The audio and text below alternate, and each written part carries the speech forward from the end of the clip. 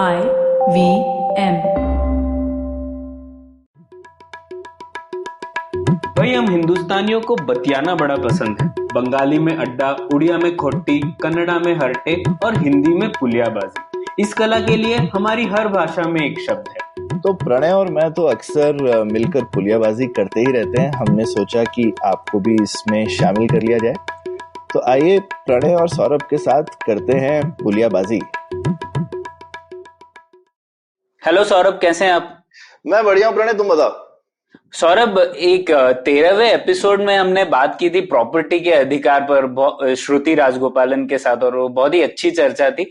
उसमें मैंने तो बहुत कुछ सीखा, और उसमें हम लोगों ने डिस्कस किया था कि कैसे ये प्रॉपर्टी वाला अधिकार ऐसा अधिकार है जिसके बिना सारे दूसरे संवैधानिक अधिकार बेअसर हो जाते हैं। तो इसी विषय पर थोड़ा और समझने की कोशिश करते हैं। और प्रॉपर्टी का एक और हिस्सा होता है इंटेलेक्चुअल प्रॉपर्टी, जो हम लोगों ने ज्यादा नहीं डिस्कस किया था उस टाइम पर इसके बारे में आज थोड़ी डिटेल में चर्चा होनी चाहिए। बिल्कुल, ये तो बहुत ही इम्पोर्टेंट टॉपिक है। खासकर अब लोग बोलते ही हैं कि जैसे पुराने जमाने में सारी चीजें प्रॉपर्टी वो होती थी जिसको आप हाथ से छू कर देख सकते हो, पर आजकल तो बहुत सारी ऐसी प्रॉपर्टी होती है जो हम सिर्फ अपने दिमाग में बनाते हैं और सिर्फ दूसरे के दिमाग में भेज देते हैं सीधा। तो ये तो बहुत ही इम्पोर्टेंट टाइप की प्रॉपर्टी है। तो इसके लिए आज हमारे साथ बहुत अच्छे गेस्ट हैं, मिहिर महाजन।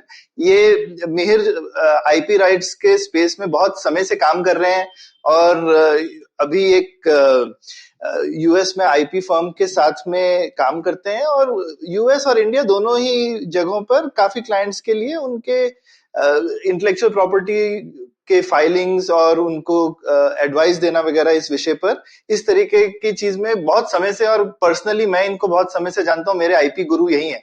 मिहिर, वेलकम आपका पुलियाबाजी पर। बहुत खुश हूँ कि मैं इसमें पार्टिसिपेट कर सक रहा हूँ, और आशा है कि आपके जो सुनने वाले हैं उनको कुछ मजेदार और ऐसी चीजें सुनने को मिले जिनसे कोई उनकी ज्ञान में भी वृद्धि हो, और ऐसे भी हो कि उनका एंटरटेनमेंट भी हो जाए। ये ना हो कि बौद्धिक संपदा जैसे कभी कभी ये लॉ टाइप का टॉपिक थोड़ा ड्राई हो जाता है। नहीं तो कोशिश रहेगी कि वैसे ना हो। ठीक ठीक। तो अभी चर्चा शुरू करने से पहले ना मिहिर, ये काफी लोगों ने तो ये आईपी राइट्स और इन सब चीजों के बारे में बहुत, कभी सिर्फ अखबार में कोई लेख पढ़ा होता है या कुछ लोग, कम ही लोगों को जानते हैं जो इस फील्ड में काम करते हैं। इवन आपका इंट्रोडक्शन भी मैं दे रहा था, मुझे लग रहा था कि आपके काम को मैं डिस्क्राइब कैसे करूं जो कि आम भाषा में समझ में ठीक से आना चाहिए। तो आप अपने काम को कैसे डिस्क्राइब करते हो कि आप क्या काम करते हो, और आप एक इंजीनियर हो, इंजीनियरिंग के बाद में आप इंटेलेक्चुअल प्रॉपर्टी की दुनिया में हो काफी समय से। तो ये कैसे ट्रांजिशन किया, कैसे इस फील्ड में आए, और इस फील्ड में लोग क्या करते हैं? यहाँ पे वकील भी होते हैं, इंजीनियर भी होते हैं, साइंटिस्ट भी होते हैं, ये सब मिल करके तुम लोग क्या खिचड़ी पकाते हो, बताओ मुझे। ये तो बड़ा इंटरेस्टिंग सा सवाल है। जब इंजीनियरिंग कंप्लीट करी थी तब सोचा था कि इंजीनियरिंग तो अपने बस की बात नहीं है, कि इलेक्ट्रिकल इंजीनियरिंग में जो मैंने करा था, तो रिमोट एरियाज में जाके आपको पावर लाइन बिछाने हैं या ट्रांसफार्मर इंस्टॉल करने हैं। ये सारा काम तभी बहुत सालों से हो रहा था और बहुत अच्छा काम था, लेकिन उसमें दिलचस्पी नहीं थी, मन नहीं लग रहा था। तो मैंने सॉफ्टवेयर में, जैसे काफी लोग ज्वाइन करते हैं कि कंप्यूटर नए थे और कंप्यूटर में बहुत ज्यादा तादाद में नई चीजें आ रही थी जो लग रहा था कि एक्साइटिंग है, तो मैंने सॉफ्टवेयर डेवलपमेंट में ज्वाइन करा था। लेकिन एक आध 2 साल में ही पता चल गया कि जैसे कि सिर्फ तकनीकी काम में मेरी दिलचस्पी नहीं है।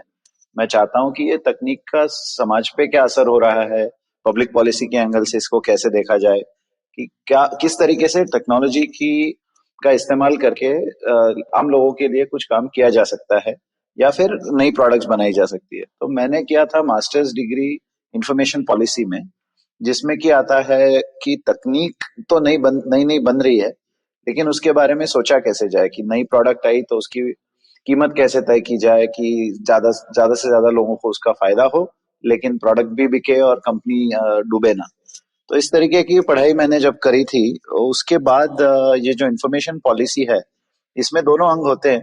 तो मुझे ये बेनिफिट था कि इंजीनियरिंग बैकग्राउंड की वजह से तकनीक पता चलती थी, और ये इंफॉर्मेशन पॉलिसी की वजह से लोगों को क्या चाहिए या फिर कौन सी चीज सही है मार्केट स्ट्रक्चर के मुताबिक, या ऐसे थोड़ा आइडिया आ गया था। तो मैंने Amazon.com के लिए पहले काम किया था एक लॉ फर्म के तहत, कि उनके लिए मैं जो टेक्नोलॉजी एक्सपर्टीज मेरी थी उसमें उनको मैंने थोड़ी सलाह दी थी मेरे प्रोफेसर के साथ। तो उसके बाद तब मेरा पेटेंट के साथ मुलाकात हुई थी कि जो टेक्नोलॉजी आपकी है, आपने नया डेवलप किया है, तो गवर्नमेंट और आपके साथ जो इंटरफेस होता है, जो करार होता है, उसको पेटेंट कहा जाता है। तो उसके बारे में अमेजोन ने जो करा था, वो दूसरे किसी ने बोल दिया कि आप हमारी टेक्नोलॉजी इस्तेमाल कर रहे हो और आप हमारी प्रॉपर्टी में ले रहे हो, तो आपको हमको पैसा देना चाहिए। तो मैंने अमेजोन की तरफ से काम किया था। उस दफा ये हुआ कि अमेजोन जीत गई और उनको कोई डैमेजेस नहीं देना पड़ा, क्योंकि वो टेक्नोलॉजी इस्तेमाल कर ही नहीं रहे थे कि जो उनको कहा गया था। तो उसके बाद से ये शुरू हुआ कि टेक्नोलॉजी में दिलचस्पी थी और पेटेंट तो सिर्फ नई टेक्नोलॉजी पे दिए जाते हैं। तो हर रोज मेरा काम का जो दिन रहता है उसमें हमेशा ऐसे रहता है कि कोई नई टेक्नोलॉजी बन रही है हमारे क्लाइंट के यहाँ, जहाँ की वो सर्जिकल इंस्ट्रूमेंट हो सकता है या कंप्यूटर हो सकता है या सॉफ्टवेयर हो सकता है, कुछ भी हो सकता है। उसको समझना, उसकी जो नयापन जो उसका है उसको समझना और वो गवर्नमेंट को पेश करना कि हमारे क्लाइंट ने ये नया तकनीक बनाया है जिसकी वजह से ये चीज ज्यादा अच्छी हो सकती है, तो आप ये चीज की प्रॉपर्टी हमारे क्लाइंट को दे दो। तो ऐसे तरीके से ये पिछले 15 साल से काम चल रहा है। उसमें और ज्यादा खूबियां हैं लेकिन वो शायद अगली या हमारी डिस्कशन में आ जाएंगी। आई मीन, तो तुम टेक्नोलॉजी समझते हो और उसके बाद में जिसको कहते हैं एक पेटेंट लिख के गवर्नमेंट को डाल देते हो इसमें, तो ये इसमें लॉयर लोग कहाँ आते हैं बीच में? देखिए, इसमें यह है कि जो कायदा है वो एक इंसान की जिंदगी की हर चीज को छूता है। तो उसमें तकनीक ये हमारी जिंदगी का एक बड़ा अहम हिस्सा बन चुका है, जिसमें कि आप दिन में आप इस्तेमाल समझ सकते हो कि आप फोन 50 बार यूज कर रहे हो, आप टीवी देखते हो, आप दवाई लेते हो, आप अलग अलग चीजों की मशीन्स जो है आप इस्तेमाल करते हो। तो ये आपकी जिंदगी का हिस्सा बन चुका है। तो सरकार को इसमें पॉलिसी तो बनाना पड़ता है। तो इसमें ये चीज हो जाती है कि जैसे आप कॉन्ट्रैक्ट की बात करो, तो एक पेटेंट जो होता है वो एक सरकार और जिसने बनाया उसके बीच में कॉन्ट्रैक्ट होता है। तो इसके लिए कायदा तो जरूरी है, जिसको कायदा पता है तो वहां लॉयर आता है कि वो कॉन्ट्रैक्ट कैसे लिखा जाए कि उसमें साफ मालूम पड़े कि क्या कौन सी प्रॉपर्टी है, इसकी मालकी किसके हाथ में है और कितने टाइम तक है और कौन सी टेक्नोलॉजी में ये प्रॉपर्टी बन रही है। तो ये लॉयर का काम होता है कि वो कॉन्ट्रैक्ट जो है वो कैसे लिखना है। लेकिन जो चीज है जिसके ऊपर जो प्रॉपर्टी की जो वर्णन किया जा रहा है, वो तो जिसकी इंजीनियरिंग या साइंस बैकग्राउंड नहीं है उसको मुश्किल जाएगा। हालांकि आप जमीन का वर्णन कर सकते हो कि ये पेड़ यहाँ पर है, उस पेड़ से लेकर के 10 मीटर इस तरफ और 50 मीटर उस तरफ मेरी प्रॉपर्टी है। ये थोड़ा आसान है, ये कोई आम आदमी भी बोल सकता है। लेकिन जो तकनीकी ज्ञान है उसको बताने के लिए आपको इंजीनियरिंग या साइंस के लोग चाहिए कि प्रॉपर्टी क्या है उसकी वर्णन करने के लिए। तो ये काम मैं ज्यादा करता हूँ। तो इसी इसी बात पर चर्चा करते हैं मिहिर। तो सबसे पहले तो ये आप प्रॉपर्टी को कैसे परिभाषित करते हैं, क्योंकि जो ठोस टेंजिबल प्रॉपर्टी है उससे और इंटेलेक्चुअल प्रॉपर्टी में काफी अंतर है। तो थोड़ा बताइए आपकी अंडरस्टैंडिंग क्या है इस बारे में। देखिए, अगर आप सवाल तो आपका बड़ा मजेदार है, क्योंकि प्रॉपर्टी आप जैसे पहले कह चुके हैं आपके पहले पॉडकास्ट में कि प्रॉपर्टी ये एक अर्थव्यवस्था का एक सबसे बड़ा हिस्सा है। कि आप जब किसी इंसान को बता देते हो कि ये जमीन आपकी है, तो वो जमीन में खेती कर सकता है, उससे जो फसल आती है उससे उसको मुनाफा मिल सकता है और हमको खाना मिलता है। या फिर आप किसी इंडस्ट्रियलिस्ट को बोल दो कि ये फैक्ट्री की जमीन और इक्विपमेंट आपकी है, आप इससे उत्पाद बनाओ, गाड़ी बनाओ और बेचो, तो उससे वो गाड़ी बनती है, लोग खरीद सकते हैं। तो ये तो जो सच में जो जिन चीजों को छुआ जा सकता है उसको आप कहते हैं।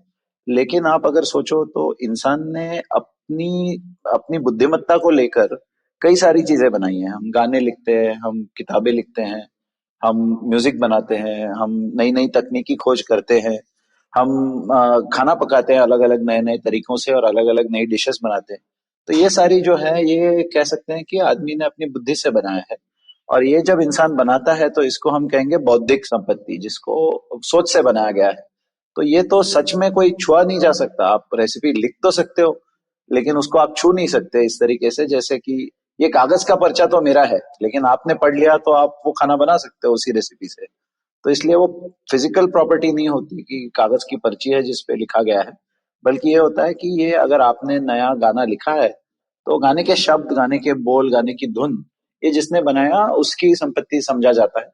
और उसको सरकार एक तरीके से प्रॉपर्टी का पर हक मिहिर, दे देती है। इसमें जरूरी नहीं है कि वो चीज ठोस ना हो ना। जैसे अगर मैंने एक मशीन बनाई तो मशीन को आप छू भी सकते हैं, पर वो मशीन में भी मैंने अपनी बुद्धि डाली है या नया कुछ किया है, तो उस वो भी इंटेलेक्चुअल प्रॉपर्टी ही हुई ना। बात तो सही है। तो इंटेलेक्चुअल प्रॉपर्टी मतलब अगर आप जैसे जो कई सालों से, कई शतकों से इंटेलेक्चुअल प्रॉपर्टी वेस्ट से लेके हमारे कंट्री में 1850 के आसपास पहला कायदा बना था इसकी तरफ। अच्छा। तो इसमें जो कहा गया है, ज्यादातर देशों में जो आपको बौद्धिक संपदा दी जाती है, जिसको इंटेलेक्चुअल प्रॉपर्टी कहते हैं, सरकार आपकी उस पे आपका हक जो है रिकॉग्नाइज करती है। उसमें है, एक है उसको कहते हैं कॉपीराइट। तो कॉपीराइट ये है कि वो क्रिएटिव एक्सप्रेशन, जैसे कि आपने आपकी इमेजिनेशन से कुछ बनाया जो सच में नहीं है।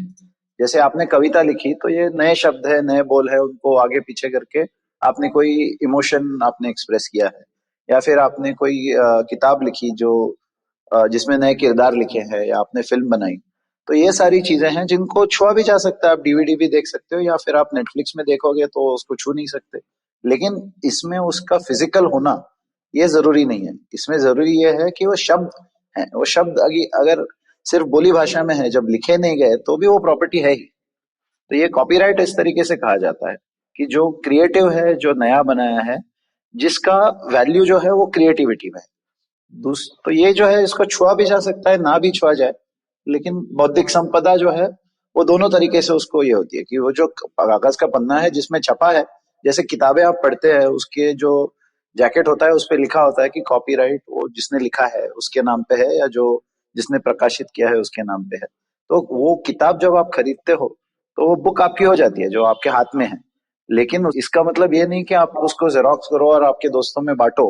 तो ये अलाउड नहीं है, क्योंकि किताब आपने ली तो वो वस्तु आपकी हो गई, लेकिन उसके शब्द आपकी मालकी के नहीं हुए। ठीक है। तो ये कॉपीराइट है, अलग अलग तरीके के होते हैं, ट्रेडमार्क, ट्रेड सीक्रेट, पेटेंट, हम बात तो करेंगे। हम्म। लेकिन इस तरीके से है कि वस्तु भी हो सकती है और कॉन्सेप्ट भी हो सकता है, दोनों में वो हक चलता है। अच्छा, तो मतलब इनमें अलग अलग टाइप के इंस्ट्रूमेंट्स हो गए इंटेलेक्चुअल प्रॉपर्टी रिकॉग्नाइज करने के लिए, तो इसी बारे में थोड़ा और बताइए ना। जैसे इंसानी रचनात्मकता की चीजों को प्रॉपर्टी में किस प्रकार से फिट किया गया है, किस प्रकार से वर्गीकृत किया गया है। क्योंकि हम लोगों ने अक्सर सुना है, जैसे कोका कोला का एक ट्रेड सीक्रेट है उनका फॉर्मूला, या फिर कॉपीराइट, ट्रेडमार्क, पेटेंट्स, ये सब सुने तो है, पर एग्जैक्टली इनमें क्या फर्क है, थोड़ा समझाइए। हाँ, जरूरी। प्रणय, इसमें मैं तुमने एक सवाल पहले पूछा था, राइट, कि हमने अगर अपनी बुद्धि यूज करके कंप्यूटर बनाया तो वो भी, उसमें भी एक हमारा इंटेलेक्ट का पार्ट है, बुद्धि। तो उसमें उसमें लेकिन एक जो फर्क समझने वाली चीज है, ये बुक का एग्जांपल जो दिया मिहिर ने वो अच्छा है, कि जब आप किसी से कंप्यूटर खरीदते हो वो कंप्यूटर तो आप ही का है ना। हाँ, ठीक है, लेकिन वो जो कंप्यूटर बनाने की समझ है और डिजाइन है वो आप नहीं ले सकते, और वो आपका नहीं हुआ।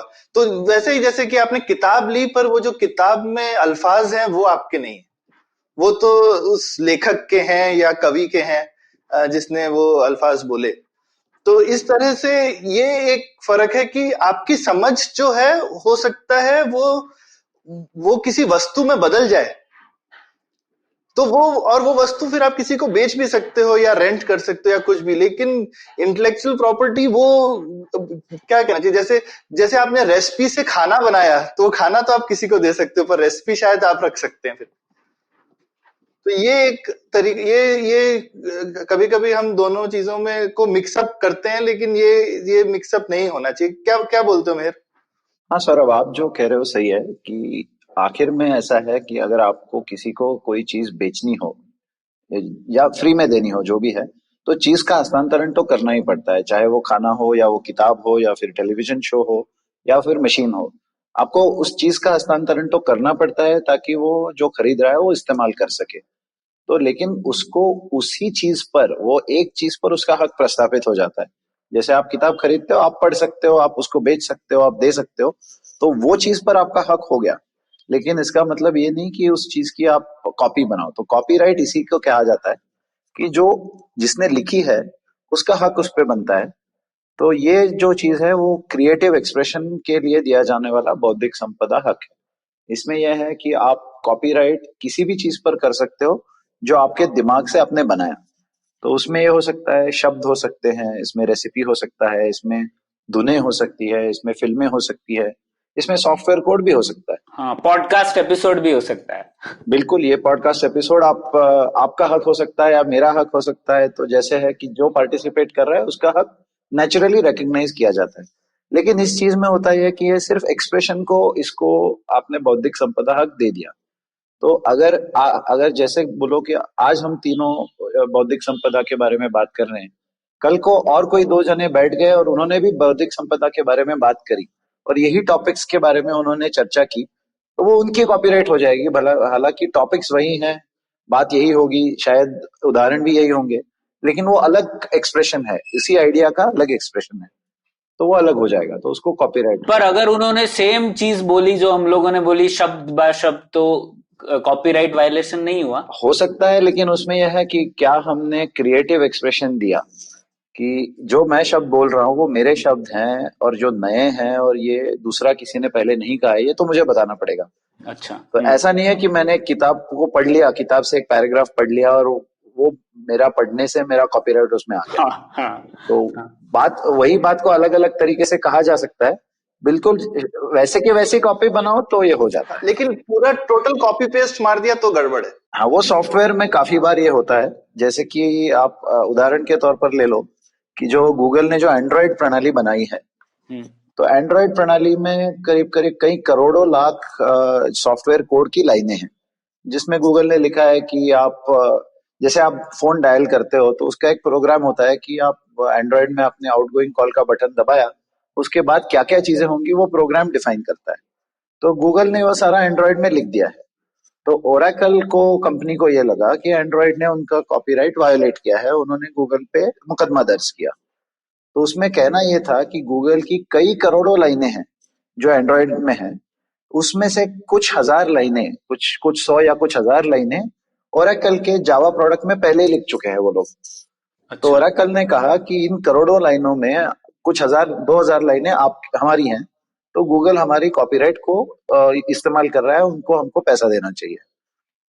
तो इसमें हुआ ये कि वो लाइनें, अगर आप बात करो कि करोड़ों लाइनों में से 1000 लाइन, तो कोई मतलब कोई उसमें बात ही नहीं, गुंजाइश ही नहीं है हक की। लेकिन ये ओरेकल का कहना ये था कि हमारी जो लाइनें हैं वो एक किताब की टेबल ऑफ कंटेंट्स जैसे है या आउटलाइन जैसे है, कि हमने बताया कि पूरी किताब की कहानी क्या होगी। तो आप चैप्टर टाइटल अगर देख लो तो आपको कहानी का आइडिया आ जाता है कि किरदार जिंदा हुआ, किरदार की क्या जन्म हुआ, फिर किरदार स्कूल गया, बड़ा हुआ, फिर उसके जीवन में कुछ घटनाएं हुई। ये सारा अगर आप क्रम बता दो तो उसमें फिर बीच में कोई भी दूसरा उसमें कहानी भर सकता है, लेकिन वो क्रम जो है उसमें कॉपीराइट हमारा है करके ओरेकल ने बोल दिया। अच्छा। तो यह है कि हर शब्द का मोल भी सेम नहीं होता। एक एक कुछ शब्द ज्यादा इंपॉर्टेंट हो सकते हैं, कुछ शब्द कम इंपॉर्टेंट हो सकते हैं। हालांकि उसमें फाइनली निकला नतीजा ये कि अभी सुप्रीम कोर्ट में यूएस में वो दर्ज है केस, अभी तक गूगल जीत चुका है, लेकिन आखिरी ये विक्ट्री ओरेकल के पास गई थी। तो अब पता चलेगा कि एंड्रॉयड कितना हद तक कॉपीराइट में प्रोटेक्टेड है या नहीं। अच्छा। अरे ऐसा होगा तो शेक्सपियर जो है वो सब लोगों के साथ जो है मुकदमे जीतता रहेगा, सारी ओरिजिनल लव स्टोरियां और ट्रेजेडी खुद लिख करके चला गया है, अब सब लोग उसी की कुछ वेरिएशन लिखते उसमें रहते तो हैं। बात तो बिल्कुल आपकी सही है, लेकिन हमको शुक्रगुजार होना चाहिए कि ये जो सारी इमेजिनेशन थी उन्होंने 300-400 साल पहले लिखी थी कहानियां। तो वो तो जिसने लिखी है उसकी जिंदगी तक ही सीमित है कॉपीराइट। ज्यादातर देशों में हाँ। जिसने लिखा है आपको अच्छा, कॉपीराइट देना क्यों है? अगर मैं आपको पूछूं सौरभ कि ये पॉडकास्ट में आपको कॉपीराइट क्यों देना चाहिए सरकार ने, तो आप क्या कहोगे? मैं तो कुछ नहीं कहूंगा, हमें तो चाहिए भी नहीं। हम तो चाहते हैं ज्यादा से ज्यादा लोग सुने, तो हम तो एनकरेज करते हैं लोगों को कि प्लीज कॉपी करके और बांटिए। आप सॉफ्टवेयर कंपनी चला चुके हैं, आप सॉफ्टवेयर बेचते थे, तो उसमें आपको क्यों क्यों चाहिए था कॉपीराइट? सॉफ्टवेयर में तो देखिए हमको चाहिए क्योंकि हमने काफी पैसे खर्च करके कोई चीज बनाई, और कॉपी करना सॉफ्टवेयर में खासकर, राइट, एक कॉपी कॉपी ऑपरेशन एकदम फ्री होता है, क्योंकि कॉपी करने को कुछ नहीं लगता, बनाने के लिए बहुत मेहनत लगती है। तो अगर आप कॉपी को प्रोटेक्ट नहीं करेंगे तो फिर मैं आगे से क्यों बनाऊंगा? हाँ, लेकिन अगर मैं यही सवाल आपको पूछूं कि आप अपने बाल बच्चों के लिए आपने सेविंग्स जो करी होंगी, सपोज करो आज से 100 साल की डेट में आप तो अस्तित्व में नहीं रहेंगे, हालांकि टेक्नोलॉजी बन रही है कि लाइफ एक्सटेंशन हो जाए, लेकिन मान लो कि 100 साल के बाद आप नहीं हैं, तो क्या आपके बच्चों का कॉपीराइट उस लाइन पे होना चाहिए? हाँ, ये तो काफी क्या कहते हैं, ये तो सोचा नहीं मैंने कभी। तो इसमें नैतिक मुद्दा ये आता है कि कॉपीराइट का जो इंटेंशन है, जो गवर्नमेंट इसलिए देना चाहती है कि ज्यादा पोएट्री लिखी जाए, ज्यादा सॉफ्टवेयर लिखा जाए, ज्यादा फिल्में बनाई जाए, कि अच्छी और वैरायटी वाली फिल्में बने या किताबें बने, तो लोगों को फायदा है। ऐसा ना हो कि अगर आप कॉपीराइट देते नहीं हो तो हर चीज की पायरेसी होने लगी, तो कोई भी फिल्म स्टार अपनी सैलरी नहीं ले पाएगा, कोई अपनी किताब नहीं लिखेगा, तो ये तो सोसाइटी के लिए अच्छा नहीं है। तो लेकिन जो इंसेंटिव दिया जाता है वो बनाने वाले को दिया जाता है, उसके बाल बच्चों तक वो नहीं पहुंचना चाहिए। तो ये कॉपीराइट का ये ज्यादातर ये लेकिन दोनों तरफ से आर्ग्यू कर सकते हैं। अगर मेरे को ये भी मतलब एक तरह से आप इंसेंटिव के साथ थोड़ा ऊपर नीचे खेल रहे हैं। अगर मैं वो चीज अपने बच्चों के लिए भी छोड़ के जा सकता हूँ तो उससे मेरा इंसेंटिव बढ़ जाता है। हाँ, जरूर। लेकिन ऐसा नहीं है ना। तो ये लेकिन आपने अच्छी चीज पकड़ी है। तो ये एक तरह से एक पेटेंट के एक मूल मुद्दे पर हम आ रहे हैं कि कॉपीराइट हुआ चाहे पेटेंट हो गया, कोई भी बेसिकली चीज बनाई जाती है तो हम उस पे आ रहे हैं कि पेटेंट दिया ही क्यों जाता है ना। तो कॉपीराइट एक चीज है, ये मेरे ख्याल से ये पेटेंट के लिए भी बताओ ना मिहिर, क्योंकि पेटेंट में ये चीज ज्यादा अनऑब्वियस है जिसको बोलते हैं कि पेटेंट क्यों दिया जाता है। ठीक है, कॉपीराइट तो क्रिएटिव एक्सप्रेशन के लिए हो गया। हाँ, तो पेटेंट का पहले तो आपको मैं ये बताता हूँ कि पेटेंट किस चीज पर लिया जा सकता है। पेटेंट सिर्फ तकनीकी नई चीजों पर लिया जा सकता है। आप किसी पोएम पे या किसी नॉवेल पे पेटेंट नहीं ले सकते। ना कि आप पेटेंट ले सकते हो कि आपने ब्रांड बनाया, तो उस पे आप पेटेंट नहीं ले सकते। कि आपने एक नया कॉफी शॉप खोला, आपने कुछ उसका नाम दे दिया, तो आप उस पे पेटेंट नहीं ले सकते। उसमें आपको ट्रेडमार्क मिल जाएगा, नई कंपनी का नाम, नए प्रोडक्ट का नाम, उसमें ट्रेडमार्क मिल जाता है। तो तकनीकी जो चीजें बनती हैं उनमें आज की डेट में दो तरीके के प्रोटेक्शन आपको बौद्धिक संपदा हक मिलते हैं। एक होता है ट्रेड सीक्रेट, जो प्रणय ने पहले बात करी थी कोका कोला की। तो कोका कोला ने एक फॉर्मूला जो सीक्रेट है, जो 100-125 साल पहले बना लिया था, तो वो कॉन्सेंट्रेट का फॉर्मूला है, उसमें वो सोडा वाटर मिलाते हैं, उसके हिसाब से वो कोका कोला की जो टेस्ट है वो यूनिकली आ जाती है। तो उसमें यह है कि आप चाहे जितनी भी बोतल कोका कोला पी लो, आपको पता नहीं चलेगा कि फॉर्मूला क्या है अंदर से। हालांकि आप केमिकल एनालिसिस कर सकते हैं, आप देख सकते हैं कौन सा केमिकल उसमें है, कैसे है, लेकिन ये आपको नहीं बताते कि वो कौन सी चीज से जाके बनता है, कैसे बनता है, और उसकी एक्चुअल केमिकल फॉर्मूला क्या है। तो ये ट्रेड सीक्रेट आप सीक्रेट शायद रख सकते हो। ऐसी कई सारी चीजें हैं कि जो, जैसे कई सारी फैमिली रेसिपीज होती है, जैसे आपकी दादी माँ नानी माँ ने बनाई होंगी, उनकी माता जी ने उनको या पिताजी ने किसी ने बताया होगा, तो वो आपको बताती नहीं है। दादी माँ बोलती हैं कि मेरे हाथ का खाना खाओ, लेकिन मैं आपको बताऊंगी नहीं मैंने कैसे बनाया। तो वरना तुम आओगे नहीं फिर खाना खाने। हाँ, तो ये जो है ये सीक्रेट रख सकते हैं आप, चाहे जितनी बार उनके हाथ की खिचड़ी खा लो, जो भी खा लो, आपको पता नहीं चलेगा उन्होंने बनाई कैसे। तो इसको कहते हैं ट्रेड सीक्रेट। तो इसमें रिक्वायरमेंट सरकारी ये है। और ये काफी लोग दवाइयों के लिए भी, जैसे पुराने वैद्य लोग वगैरह बहुत फेमस होते थे कि ये वैद्य की दवाई बहुत अच्छी है, पर वो वैद्य बताएगा नहीं कि ये दवाई में है क्या, और वो बोलेगा कि भाई वरना फिर तुम भी बनाने लगोगे, तो ताकि आप वैद्य जी के पास में, उन्हीं वैद्य जी के पास जाके वो दवाई लो, क्योंकि उनकी सीक्रेट दवाई होती थी। सही बात है। तो लेकिन इसमें एक थोड़ा टेंशन ऐसे हो जाता है कि अगर आप अभी नई नई तकनीकें जो आई हैं, जिनसे आप एनालिसिस कर सकते हो कि दवाई किस चीज से बनी है, उसका फॉर्मूला क्या है, और आप लेबोरेटरी में जाके आप उसको बना सकते हो। ऐसे तो काफी चीजें हैं कि आपने एक फॉर्मूला लिया, उसको लेबोरेटरी में एनालाइज किया, फिर आपको पता चला कि ये ऐसा है, तो आपने उसको बना लिया। ठीक है। तो जब आपने बना लिया तो अब वो सीक्रेट तो रहा नहीं। हाँ। क्योंकि सीक्रेट था, उसने रखा था, उसको लगा कि वो नहीं बताएंगे तो किसी को पता नहीं चलेगा, लेकिन आपने खोज लिया तो उसका कोई प्रोटेक्शन नहीं है। बिल्कुल, तभी वो कुछ कुछ वैद्य होते हैं, वो कहते हैं फिर आओ मुंह खोलो, मैं सीधे दवाई खिलाऊंगा। हाँ। हाँ, तो ट्रेड सीक्रेट की ये आपने बिल्कुल सही पकड़ा है कि ट्रेड सीक्रेट की जो रिक्वायरमेंट है उसमें यह है कि जिसका सीक्रेट है उसने हर तरीके से वो सीक्रेट रखने के लिए कोशिश करनी चाहिए। कि सरकार ये पूछती है कि आप अगर बोलते हो कि मुझे ये मेरा ट्रेड सीक्रेट है, तो आपको उसको लीक नहीं होने देना। आपको उसको कोका कोला जैसे सीक्रेट लॉकर में आपने बंद करके चाबी में रखा है, तो ही वो सीक्रेट माना जाएगा। ऐसे नहीं है कि आप आपके जैसे आपकी कंपनी के सौरभ जैसे अगर ट्रेड सीक्रेट होंगे और प्रणय आते हैं आपके ऑफिस में, तो आते हैं वो यहाँ वहां घूम रहे हैं, सारे कंप्यूटर देख रहे हैं, प्रोडक्ट देख रहे हैं, और चले जाते हैं और आपने उनको पूछा भी नहीं कि आप अंदर कैसे आए, आपने परमिशन लिया क्या, आपने उनको रोका नहीं कंप्यूटर देखने से। तो फिर बाद में अगर प्रणय ने जाके वही प्रोडक्ट बना लिया तो आप उनको रोक नहीं सकते, ठीक। क्योंकि आपने बोला कि आपने उनको आने दिया, आपने सीक्रेट रखने का कोई कोशिश ही नहीं किया, तो उनका हक है कि वो उसका कॉपी बनाए। ठीक। तो ये ट्रेड सीक्रेट का मामला हो गया। तो इसमें प्रॉब्लम ये हो जाती है कि कई तकनीक ऐसी होती है कि जो बनाने तक तो बहुत मुश्किल लगता है, लेकिन एक बार बन गया, आपने प्रोडक्ट बेच दिया, तो फिर कोई भी उसको देख के पता कर सकता है ये ऐसे काम करता है। जैसे आपको अगर मैं हाँ, रिवर्स इंजीनियरिंग। हाँ आपको एक एग्जांपल देता हूँ। जैसे कि गाड़ी की जो ब्रेक लगती है, तो उसमें साधारण तरीके से अलग अलग टाइप की ब्रेक्स होती है। एक होता है मैकेनिकल ब्रेक, जिसमें आप पैर से वो पेडल को पुश करते हो, वो फोर्स ट्रांसमिट होके जाके वो फिर पहिए को जाम करता है ताकि गाड़ी रुक जाए। तो उसमें फिर आगे हाइड्रोलिक ब्रेक और न्यूमेटिक ब्रेक, ऐसी भी सारी चीजें आती है जिसमें आप वो ऑयल से या फिर हवा से उसको वो फोर्स को मल्टीप्लाई करके फिर वो व्हील को लगता है। एंड में ड्रम लगाना है कि डिस्क ब्रेक होनी है, मतलब अलग अलग तरीके हैं। लेकिन अगर ये आपने लगा दिया और आपने गाड़ी बेच दिया, तो कोई भी जो मैकेनिक है या फिर जिसने गाड़ी खरीदी है, वो गाड़ी खोल के या गाड़ी के नीचे जाके उसको खोल के देख सकता है कि ये फोर्स कैसे ट्रांसमिट हो रहा है। आप उसको सीक्रेट रख ही नहीं सकते। अगर आप सीक्रेट रख ही नहीं सकते लेकिन आप बेचना चाह रहे हो, तो ये ट्रेड सीक्रेट तो हो ही नहीं सकता। तो इसके लिए पेटेंट बनाया गया है। पेटेंट ऐसी चीज है जिसमें आपने जो नई तकनीक ढूंढी है उसमें आपको पेटेंट दिया जाएगा। वो ऐसा है कि उसको किसी और ने कॉपी कर लिया देख के या बिना देखे, उसके उससे कोई फर्क नहीं पड़ता। उसने कॉपी कर लिया और आपने दिखा दिया कि ये दूसरे ने जो बनाई हुई चीज है, जो कि ब्रेक है, वो मेरे ब्रेक जैसा ही काम करता है, तो हक आपका है, बौद्धिक संपदा आपकी है, क्योंकि नए नए तरीके का ब्रेक आपने बनाया था। उसको इसने जाके देख के कॉपी बना लिया या बिना देखे भी कॉपी बना लिया, तो वो उसको आप रोक लगा सकते हैं। सरकार ने आपको हक दिया है कि अगले 20 साल तक इस तरीके का ब्रेक अगर बनाना हो तो सौरभ से परमिशन लेना है। और मुझे ये पब्लिक करना पड़ेगा क्या कि मैंने क्या फॉर्मूला यूज किया है पेटेंट दायर करने के दौरान?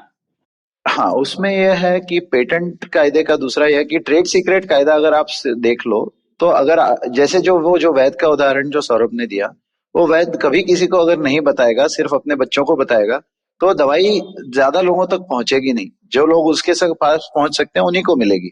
लेकिन दवाई तो हर हर जगह पहुंचनी चाहिए। पब्लिक हेल्थ के हिसाब से आप अगर देखो तो सबको दवाई मिलनी चाहिए। तो पेटेंट की रिक्वायरमेंट यही है कि जो आपने बनाया वो आप पब्लिक को बता दो कि कैसे बनाया। ऐसी तरीके से बताओ कि कोई भी इंजीनियर या डॉक्टर या जो भी उस प्रोफेशन में काम करने वाला वैज्ञानिक है, वो अगर वो आपका पेटेंट पढ़े तो उसको पता चले कि ये कैसे बनाना है। तो आप अगर बता दोगे तो उसके 2-3 फायदे होते हैं। एक तो बता दिया, लेकिन आपका हक है 20 साल तक, इसलिए आपको बताने में कोई हर्ज नहीं होता, क्योंकि 20 साल में आप उससे मुनाफा कमा सकते हो। लेकिन अगर आपने बता दिया कि इस तरीके से मैंने दवाई बनाई है, और कोई तीसरा आदमी आके वो पढ़ लेता है, वो सोचता है ये दवाई ऐसे बनाई है, लेकिन इसका तो प्रोसेस कॉस्ट बहुत ज्यादा है, ये दवाई बनाने में 1 ग्राम का 1000 रुपया लगेगा। लेकिन वो अपनी क्रिएटिविटी से सोचता है और कोई और नया तरीका निकालता है वही दवाई बनाने के लिए, जो 10 गुना कम कीमत की हो, तो दवाई की कीमत कम हो सकती है। या फिर वो दवाई का फॉर्मूला देख के वो दूसरा दवाई बना सकता है जो दूसरे की किसी बीमारी को ठीक करे। तो ये आप नॉलेज को आप बांट रहे हो एक एक तरीके से। हालांकि हक आपका है 20 साल तक, आप पूरी दुनिया को बता रहे हो कि ये ऐसे बनाया है। तो उससे तो फायदा ये होता है कि एक तो आपको हक मिलता है, इसलिए आप और ज्यादा रिसर्च करोगे और ज्यादा प्रोडक्ट बनाओगे। दूसरा है कि जो बाकी के लोग हैं जो काम कर रहे हैं, वो आपका पेटेंट पढ़ के सोच सकते हैं कि और क्या इंप्रूवमेंट लाया जा सकता है उसी प्रोडक्ट में, और किसी तरीके से उसको इस्तेमाल कर सकते हैं। तो ओवरऑल आपकी जो समाज है उसमें इन्वेंशंस, नई तकनीकें ज्यादा बनेंगी पर ज्यादा जल्दी बनेंगी। हालांकि आप वैद की तरह अगर छुपाए रखे तो वो ज्यादा नहीं बनेंगी। तो ये बेसिकली फायदा है कि अगर पेटेंट जब दुनिया में नहीं थे तो सबको लगेगा कि एक तो मैं सबको अपनी इन्वेंशन कैसे छुपा के रखूं ताकि मैं उससे फायदा बना सकूं। और एक दूसरा प्रॉब्लम ये है कि ठीक है, एक तो वो आप छुपा के रखने के चक्कर में आप उसको शायद ज्यादा दूर दूर तक बेचोगे नहीं। जैसे वैद वाला एग्जांपल दिया कि वो बोलेगा, जैसे अभी भी होता है, वो हैदराबाद में है ना, आपके मुंह में सीधे मछली डाल देते हैं। क्यों आपको मछली देंगे नहीं, क्योंकि उन्होंने भी एक तरीके की फैमिली सीक्रेट रेसिपी बना रखी है। वो काम करती है नहीं वो अलग बात है, पर जो भी है वो बोलते हैं कि हमने अपनी रेसिपी बना रखी है।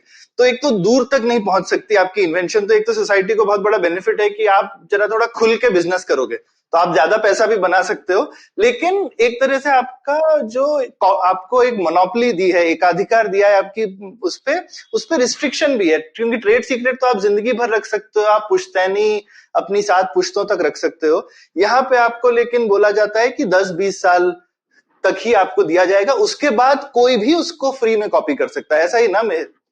बिल्कुल सही कहा आपने। ठीक, तो ये लेकिन एक तरीके का बैलेंस है कि इन्वेंटर जो है उसके बेनिफिट को और सोसाइटी के बेनिफिट को थोड़ा सा बैलेंस करके ये एक तरीके का लॉ इन्वेंट किया गया। तो ये अच्छा चीज है। हम यूजुअली लॉ का बेनिफिट सिर्फ देखते हैं कि लॉ एंड ऑर्डर वगैरह के रूप में, लेकिन पेटेंट लॉ एटलीस्ट बनाया तो इसी इंटेंशन से गया। ये भी हम बाद में डिस्कस करेंगे कि इसका फायदा होता कितना है, लेकिन एटलीस्ट इंटेंशन ये है कि समाज में ज्यादा लोग इन्वेंट कर सकें, उनकी इन्वेंशन प्रोटेक्टेड रहे और लोग अपने साथ अपने सीक्रेट लेके मर ना जाए। बिल्कुल बिल्कुल। इसमें और एक चीज है, एक इम्पोर्टेंट चीज है जो कहना चाहता हूँ कि पेटेंट आपको 4 तरीके की चीजों पर मिल सकते हैं। अच्छा। एक है कि आपने जो नया अगर आपने कोई नई प्रक्रिया बनाई, जैसे कि उसका जो एक उदाहरण हो सकता है कि आप केमिकल रिएक्शन जैसे हैं, तो लेबोरेटरी में बहुत सारे केमिस्ट जो प्रयोग करते रहते हैं, तो नई नई चीजें वो बना सकते हैं और वो नए नए प्रोसेस से भी बना सकते हैं। तो हर एक केमिकल इंडस्ट्री में एक बड़ा सवाल ये होता है कि कई लोगों को पता होता है कि एक ये केमिकल है, ये पेंट करके इसका बहुत अच्छा, आप उदाहरण ले लीजिए पेंट के तौर पर, कि ये पेंट अच्छे से बिना पॉइजन किए दीवार पे अच्छे से लग जाता है और 10 साल तक टिकेगा। लेकिन वो पेंट जो है, वो पेंट को मैन्युफैक्चर करना बड़ा एक्सपेंसिव है, ऐसे लग जाता है, क्योंकि शायद आपका वो रिएक्शन टेम्परेचर ज्यादा हो, या फिर जो इंग्रेडिएंट्स आपको लगे कैटलिस्ट बोल के वो ज्यादा हो, या ऐसी कई चीजें हो सकती हैं जिससे वो पेंट नहीं बन पाता है, हालांकि आपको पता है कि वो अच्छा पेंट है। तो लेबोरेटरी में एक्सपेरिमेंट कर करके केमिस्ट नई नई रिएक्शंस ढूंढते हैं, प्रक्रियाएं ढूंढते हैं, जिससे वही चीज अलग अलग तरीके से बनाई जा सके। तो जब आपने वही जो चीज तो आपको पता है जो बनानी है, लेकिन आप उसको सस्ते तरीके से या निसर्ग के लिए अच्छे तरीके से बना सकते हो, कम एनर्जी में या फिर कम टॉक्सिसिटी से या अलग चीजों से, तो आपकी रासायनिक इंडस्ट्री में काफी उसको फायदा होता है। तो ये प्रक्रिया का पेटेंट आप ले सकते हो। हालांकि चीज पता हो या ना पता हो उससे कोई ताल्लुक नहीं है। अगर एक आप नए तरीके से कोई चीज बना सकते हो तो आपको उसका पेटेंट मिलता है। तो ये प्रक्रिया रासायनिक हो सकती है, या फिर ये प्रक्रिया आप मशीन में भी कर सकते हो। जैसे कि आप एग्जांपल ले लो कि मैकेनिकल इंडस्ट्रीज में आजकल कई सारे कंप्यूटर कंट्रोल चीजें आती हैं, कि आप फर्नीचर अगर आप देखो कैसे बनता है आजकल, तो लकड़ी का एक बड़ा सा लकड़ी वहां पे फैक्ट्री में रखा जाता है, एक कंप्यूटर को प्रोग्राम किया जाता है, तो कंप्यूटर अपने आप चलता है, वो एक ब्लेड ऑपरेट करता है, उससे जाके वो लकड़ी के 50, 100, 1000 टुकड़े बनाए जाते हैं। और वो टुकड़े इस तरीके से बनाए जाते हैं कि आसानी से उसको बाद में फर्नीचर में फिट किया जा सके। तो ये जो प्रक्रिया है इसको आप पेटेंट कर सकते हो। तो प्रक्रिया सिर्फ रासायनिक नहीं होगी, प्रक्रिया में बस एक उसमें रिस्ट्रिक्शन है कि अगर आप बायोलॉजिकल प्रक्रिया बना रहे हो, जैविक क्रिया जो है, तो उसमें रिस्ट्रिक्शन ये है कि निसर्ग में अलग अलग तरीके की जैविक क्रियाएं होती है। तो वो क्रिया जो आपको पहले से पता है उसको लेबोरेटरी करने में आपको वो इन्वेंशन नहीं समझा जाएगा, उसका पेटेंट नहीं मिल सकता। जो पहले से निसर्ग में अस्तित्व में है उसको आपने लेबोरेटरी में बनाया, उसका पेटेंट आपको नहीं मिलेगा। लेकिन आपने केमिकल रिएक्शन हो या सॉफ्टवेयर हो या बायोलॉजिकल रिएक्शन हो, आपने अगर उसको लेबोरेटरी में नया बनाया तो आपको उसका प्रक्रिया का पेटेंट मिल सकता है। तो ये पहली बात है। ये तो इंडिया में बहुत पहले से प्रक्रिया पेटेंट मिल रहा है, लेकिन 2005 से लेकर भारत में और एक नया टाइप का पेटेंट मिलने लगा है जो दुनिया में पहले मिलता था। उसको कहते हैं प्रोडक्ट पेटेंट या उत्पाद पेटेंट।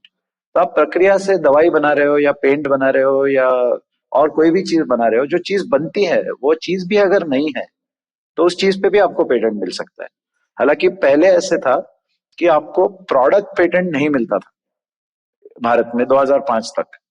तो प्रक्रिया का पेटेंट अलग मिल सकता है। तो एक ही चीज का आपका ये 2 पेटेंट हो गया कि आपने नए तरीके का अगर पेंट बनाया तो उसके बनाने का तरीका और जो चीज बनी है वो चीज, दोनों पे आपको पेटेंट मिल सकता है।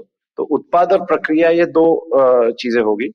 तीसरा है कॉम्पोजिशन ऑफ मैटर जिसको कहते हैं, या आपने एक नए तरीके का जो केमिकल बनाया। अभी जो आपका जो उत्पाद है वो ज्यादातर आपका उपकरण होगा, जिसको आप कहेंगे मशीन या यंत्र, जो कंप्यूटर हो सकता है, गाड़ी हो सकती है, गाड़ी का पुर्जा हो सकता है, कोई भी होता है, लेकिन उसका यांत्रिक काम है।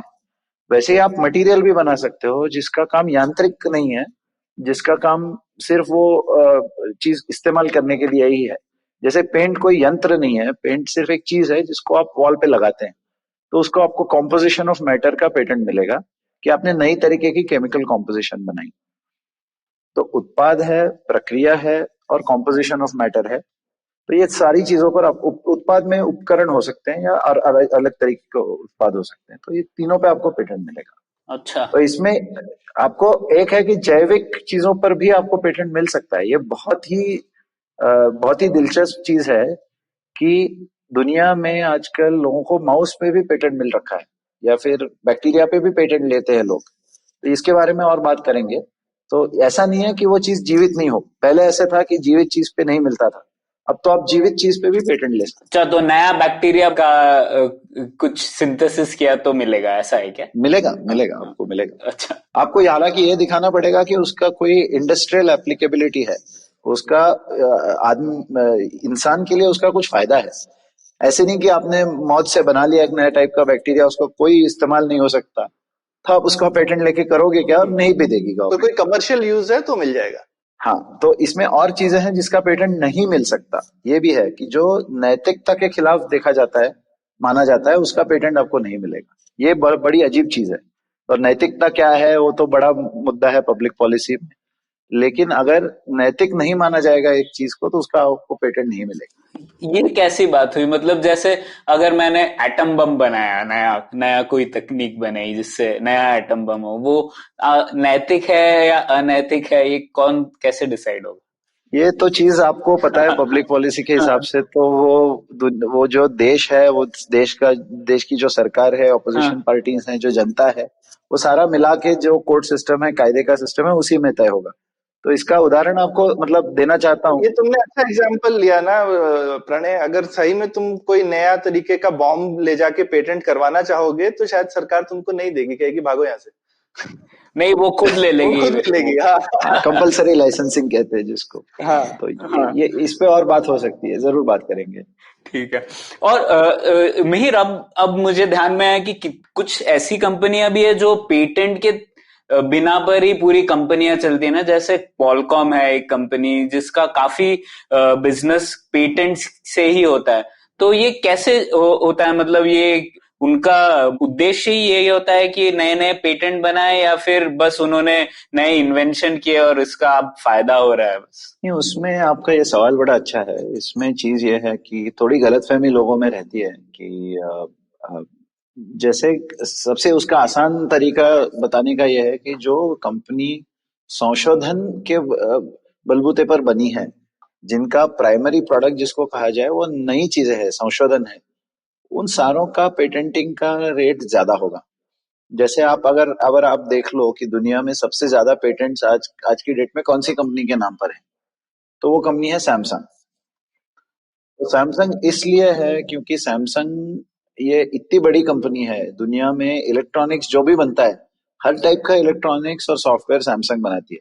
आपको और हमको पता है कि टीवी बनाते हैं और मोबाइल फोन बनाते हैं, टैबलेट बनाते हैं, लेकिन इसको छोड़कर सैमसंग जो है आपकी फोन में जो मेमोरी डलती है, या चाहे वो डी रैम मेमोरी हो टेम्पररी, या फिर जो हार्ड ड्राइव हो फ्लैश मेमोरी, वो चीजें सैमसंग बनाता है। सैमसंग गाड़ी में जो इलेक्ट्रॉनिक्स डलता है उसमें छोटी छोटी चीजें बनाता है। सैमसंग जो एलिवेटर में डलता है वो बनाता है। तो सैमसंग जैसे कहा जाए कि सेमीकंडक्टर इंडस्ट्री जो है, जिसमें आप सिलिकॉन को लेकर आप चिप्स बनाते हैं, माइक्रो प्रोसेसर्स हो या मेमोरी हो, तो उसकी मटेरियल साइंस में सैमसंग की बहुत रिसर्च है कि सिलिकॉन को प्यूरिफाई कैसे किया जाए, उसको वेफर में कैसे परिवर्तित किया जाए, वेफर से छोटा साइज का सर्किट कैसे बनाया जाए, उसको इकट्ठा करके आप एक फंक्शन बनाने वाली चिप कैसे बनाओ। इस सब चीज पे सैमसंग बहुत ज्यादा संशोधन करती है, बहुत पैसा खर्च करती है कि नई चीजें बनाए।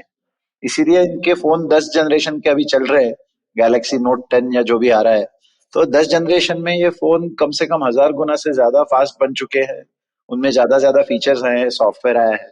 तो ये चीज तभी बनती है जब संशोधन में पैसा खर्च होगा। तो सैमसंग की तो संशोधन में इतनी इन्वेस्टमेंट है, तो जाहिर है कि उनके पेटेंट भी ज्यादा होंगे। या फिर आप पकड़ लो, गूगल ले लो, आप माइक्रोसॉफ्ट ले लो, या इंडिया में आप बजाज ले लो, कि बजाज इंडस्ट्रीज जो है उनके व्हीकल्स में काफी पेटेंट्स है, क्योंकि जो टू व्हीलर की इंजन टेक्निक है उसमें उन्होंने बहुत इन्वेस्टमेंट किया है कि गाड़ी का एवरेज बढ़े, या फिर ईंधन जैसे क्लीन तरीके से जले जिसकी वजह से पोल्यूशन कम हो। तो बजाज इंडस्ट्रीज इसमें काफी उसमें रिसर्च कर चुके हैं। तो ऐसी कंपनीज के पेटेंट्स ज्यादा होते हैं। तो क्वालकॉम जैसे आपने पूछा, वही है कि 4G 5G तंत्रज्ञान जो है, जिसमें कि आप ज्यादा से ज्यादा डेटा आप कैसे वायरलेसली आप डिवाइस को भेज सकते हो, उसमें क्वालकॉम ने बड़ा काम किया है, तो उनकी इंटेंसिटी ज्यादा है। उल्टा भी हो सकता है कि जो कंपनी नई चीजें नहीं बनाती उनके पेटेंट्स काफी कम हो सकते हैं। जैसे कि आप अगर सोच लो कि फ्लिपकार्ट है आपका, तो फ्लिपकार्ट तो एक मार्केट हाँ। प्लेस है, वहां पर आप चीजें खरीदते हो, बेचते हो, एक ई कॉमर्स वेबसाइट है, उसमें उन्होंने नया कुछ नहीं बनाया।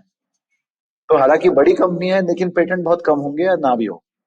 और इसमें एक और एग्जांपल प्रणय अच्छा रहता है, कंपनियां जो कि कुछ भी नहीं करती हैं लेकिन अब पेटेंट क्योंकि एक प्रॉपर्टी बन गई तो वो बीच में ट्रेडिंग का काम करती हैं, खरीदती बेचती हैं। तो वो अलग अलग जगहों से पेटेंट्स खूब सारे खरीदेंगी, और उसके बाद कभी कभी होता है कि पेटेंट अलग अलग की वैल्यू उतनी नहीं होगी लेकिन वो एक साथ आ जाएंगे तो उनकी वैल्यू बढ़ जाएगी। तो ये एक तरह से ऐसे हो गया जैसे प्रॉपर्टी होती है, अगर आपके पास में खूब सारे प्लॉट्स हैं, वो अलग अलग लोगों के पास हैं, पर अगर आप एक साथ उन प्लॉट्स को लगा लो तो बड़ा प्लॉट की कीमत बढ़ जाती है ना। हाँ। तो हाँ। आप एक प्लॉट बड़ा करके बेच सकते हो। तो उसी तरह हाँ। से हाँ। आपके पास में 3-4 पेटेंट हैं जो कि एक ही एरिया के हैं, पर आप उसको एक साथ लगा के, मान लो सारे पेटेंट मिला करके एक अच्छा चार्जर बना दे मोबाइल का, तो ऑब्वियसली उसकी फिर वैल्यू बन जाएगी। जबकि अलग अलग वो पेटेंट होगा तो आपको वो एक ही चार्जर में घुसने में दिक्कत होगी उन सब इन्वेंशंस को। तो ये भी एक फायदा है किसी चीज की प्रॉपर्टी बना देने से, उनमें ट्रेडिंग हो सकती है। तो इसी बात पर चर्चा जारी रखेंगे, पर अभी लेते हैं एक छोटा सा break. Hey everybody, welcome to another great week on the IVM Podcast Network. You know, the greatest place on earth to work on. If you're interested in working with us, please do send us your resume at careers@indusvox.com. We're looking for people in business roles, we're looking for people in creative roles, we're looking for audio engineers, graphic designers, all kinds of things. So please do apply. Also wanted to ask everybody, please tell a friend about your favorite podcast on the IVM network. We really do depend on your word of mouth. You are our biggest ambassadors, and we'd really, really appreciate all of your support. Also, if you are enjoying what you listen to, take a screenshot, tag us on social media, and we will repost that. On The Scene and the Unseen, Amit Verma is joined by journalist Namita Bhandare to talk about the job crisis for women in India. On the final episode of the Ronnie Screwwala podcast, we do a Q&A where Ronnie answers questions sent in from listeners as well as other podcast hosts from the IVM network. On Marbles Lost and Found, Avanti and Zan talk to therapist Ishita Pateria about eating disorders and how to deal with them. On the Edges and Sledges cricket podcast, Ashwin and DJ are discussing the women's and men's Ashes, the slate of cricketers retiring, India's performance versus the West Indies, Dhoni's contribution to the Indian Army, and a lot more. Last week we released the season finale of the first season of Equity Sahi Hai. Tune into the show to listen to fascinating and insightful conversations about equity and various sectors in India you could invest in. The last 2 episodes feature special guest Ramdev Agarwal, co-founder of the Motilal Oswal Group. Check those out to learn more about his inspirational journey. This show was brought to you by the Motilal Oswal Asset Management Company. On IVM Likes, IVM staffers Abbas Saishri and debutant Antariksh sit down to discuss their go-to pop culture during the monsoon. On our Kannada podcast Thale Harate, Professor Zabiullah and Shant Kumar Patil talk to Pavan and Surya about the Dakni language and its history. On 9XM Soundcast, host Eva Bhatt is joined by an Indian-Canadian singer, Jonita Gandhi. She started her music career by singing covers on YouTube, and they discuss her journey from Canada to Mumbai, people who supported her, and how one should deal with trolls and negative comments on social media. On Paperback, hosts Satyajit Roy and Rachita Sharma are joined by the writer and creative editor, Himali Kothari. She discusses the process of meticulously writing and rewriting a story. And with that, let's get you on with your show. ठीक है, तो अब अगला सवाल मिहिर, कि जैसे हम लोगों ने डिस्कस किया कि इंटेलेक्चुअल प्रॉपर्टी को बचाने का एक तरीका है एकाधिकार देना, और पेटेंट कैसे दिया वो आपने बताया। तो एकाधिकार के अलावा और कोई तरीका नहीं है क्या जिससे कि हम लोग इंसेंटिवाइज कर सके किसी को इनोवेशन करते रहिए? सिर्फ एकाधिकारी कर ये तरीका है क्या? ये सवाल आपका बहुत अच्छा सवाल है, क्योंकि ये इकोनॉमिक्स की जो थियरी है उसमें चला जाता है कि एक इंसान नई चीज क्यों बनाए या एक कंपनी नई चीज क्यों बनाए। तो जो कैपिटलिज्म या जो इकोनॉमिक थियरी है मॉडर्न, उसमें समझा जाता है कि मुनाफे के लिए ही चीजें बनाई जाती हैं। लेकिन जो आप इकोनॉमिक थियरी आप जो पिछले 30 साल में जो बनी है, बिहेवियरल इकोनॉमिक्स ले लो या फिर बाउंडेड रैशनैलिटी ले लो, उसमें ये पता चला है कि आदमी खुद की खुशी के लिए या अपने आजू बाजू वालों की खुशी के लिए भी चीजें बनाता है। जैसे कि गाने जब बनते हैं, तो इसका जरूरी ये नहीं है कि गाने फिल्मों के लिए बने। आपको और मुझे लग सकता है कि यार आज अच्छा लग रहा है, एक गाना लिखते हैं हम, बैठ के खुश हैं दोस्त साथ में बैठ के आपने लिख दिया गाना। या फिर गम है, आप गम को एक्सप्रेस करना चाहते हैं तो आप पोएट्री लिखते हैं। आपका कोई उसमें इंटेंशन नहीं होता कि आपका पैसा बने। तो ये चीजें होती हैं कि जिसकी रिकग्निशन आजकल ज्यादा हो रही है। तो इंटेलेक्चुअल प्रॉपर्टी में यह है कि सरकार ने आपको ऑप्शन दे रखा है कि आप उसमें एकाधिकार प्रस्तावित कर सकते हैं। तो आप अगर फिल्म प्रोड्यूसर हैं, आप बड़ा पैसा लगा रहे हैं, तो आप उसमें एकाधिकार लेंगे। लेकिन आप डॉक्यूमेंट्री फिल्म मेकर हैं, आप कोई समाज में संदेश देना चाहते हैं, तो आपका फायदा उसमें है कि ज्यादा से ज्यादा लोग आपकी फिल्म देखें, ना कि वो फिल्म आप रिस्ट्रिक्ट करो और उसकी लाइसेंस लो और ऐसी चीज है। जैसे यूट्यूब पे काफी लोग अपलोड करते हैं, तो ये लोगों को चॉइस है कि एकाधिकार लिया जाए कि नहीं। तो ये एक तो बात है कि बौद्धिक संपदा में लोगों के पास चॉइस है कि क्या किया जाए। इसके साथ लोगों ने और भी चीजें करी हैं, जैसे आप ओपन सोर्स सॉफ्टवेयर का ले लो, कि सरकार ये तरीके दे रही है कि आप कॉपीराइट ले सकते हो। लेकिन कॉपीराइट तो ऑल और नथिंग टाइप का हो गया कि आपने कॉपीराइट ले रखा है तो कोई और कॉपी नहीं बना सकता। तो ओपन सोर्स कम्युनिटी जो है, उन्होंने उसमें और अलग अलग चीजें निकाली हैं। जैसे कि मैंने अगर कोई नया सॉफ्टवेयर लिखा, तो मैं उसमें ये कंडीशन डाल सकता हूँ कि अगर आप उसका इस्तेमाल मुनाफे के लिए नहीं कर रहे हो, एकेडमिक रिसर्च के लिए कर रहे हो, तो आपके लिए फ्री है। लेकिन मुनाफे के लिए कर रहे हो तो आपको मुझे कॉपीराइट के लिए पैसा देना पड़ेगा। तो ये एक चीज हो गई। या फिर मैं कह सकता हूँ कि कोई भी उसको फ्री में इस्तेमाल कर सकता है, लेकिन उसमें कोई अगर उसने सुधार लाया, तो वो सुधारित आवृत्ति जो है वो आपको वापस उसी लाइसेंस से फ्री देनी पड़ेगी, हर हर चीज को। तो इनोवेशन बढ़ेगा इस मामले से कि आप, मैंने कोड लिखा, आपने उसको सुधारा, फिर सौरभ ने उसमें और कोई सुधार लाया, तो जो कि लाइसेंस उसका इस तरीके का था कि जो भी सुधार आएगा वो भी आपको वापस फ्री देना पड़ेगा। तो इस तरीके से भी काफी चीजें बनी हैं।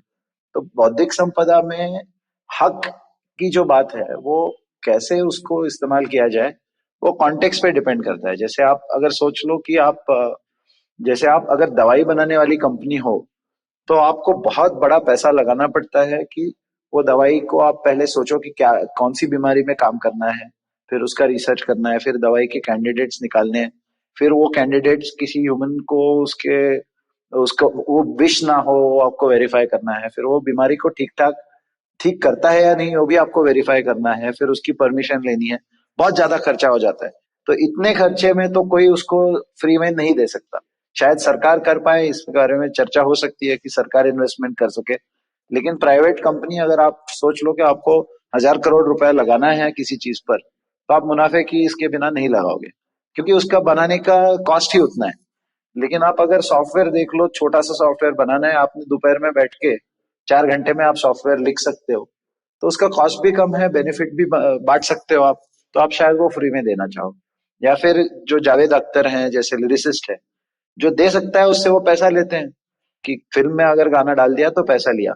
लेकिन आप अगर उनके पास गए कि मैं डॉक्यूमेंट्री बना रहा हूँ एनवायरमेंटल इश्यूज पे, आप मुझे उसके लिए गाना लिख दो, मेरे पास पैसा नहीं है, तो वो शायद फ्री में आपको दे देंगे।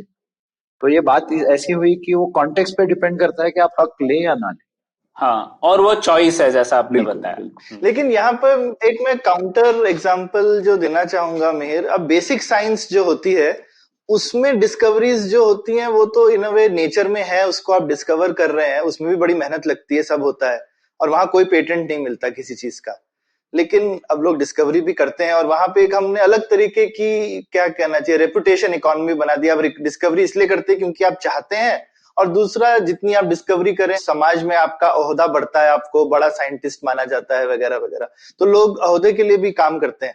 हाँ, ये बात तो सही है। उसमें ये चीज आप सौरभ, आपने बिल्कुल सही बात करी कि आप अभी तक हम जो दवाई या मशीनें या फिर इसकी बात कर रहे थे, आप अप्लाइड साइंस उसको कह सकते हैं या टेक्नोलॉजी कह सकते हैं कि आप सुधार लाने के लिए, इंसान की जिंदगी में सुधार लाने के लिए कर रहे हैं। लेकिन ये सारा जो अप्लाइड साइंस है, टेक्नोलॉजी है, वो बेसिक साइंस के ऊपर ही खड़ा है।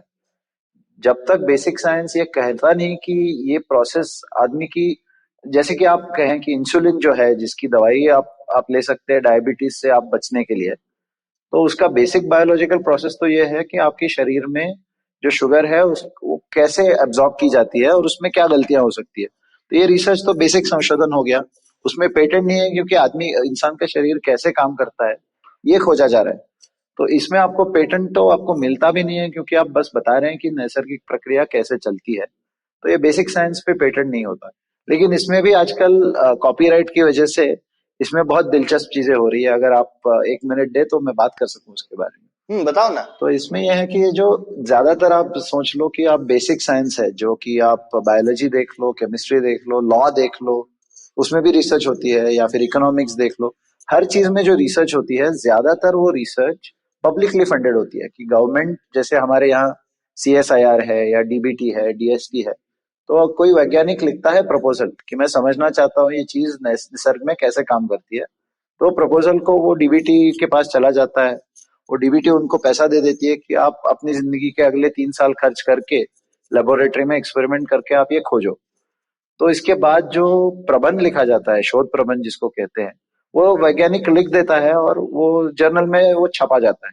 वो जर्नल हो सकता है नेचर हो या फिर साइंस हो या फिर उससे छोटा जर्नल हो। तो ये जब छापा जाता है, वो पब्लिशर सारे प्राइवेट हैं। दुनिया में जो ज्यादातर साइंटिफिक जर्नल्स हैं वो प्राइवेटली प्रकाशित किए जाते हैं।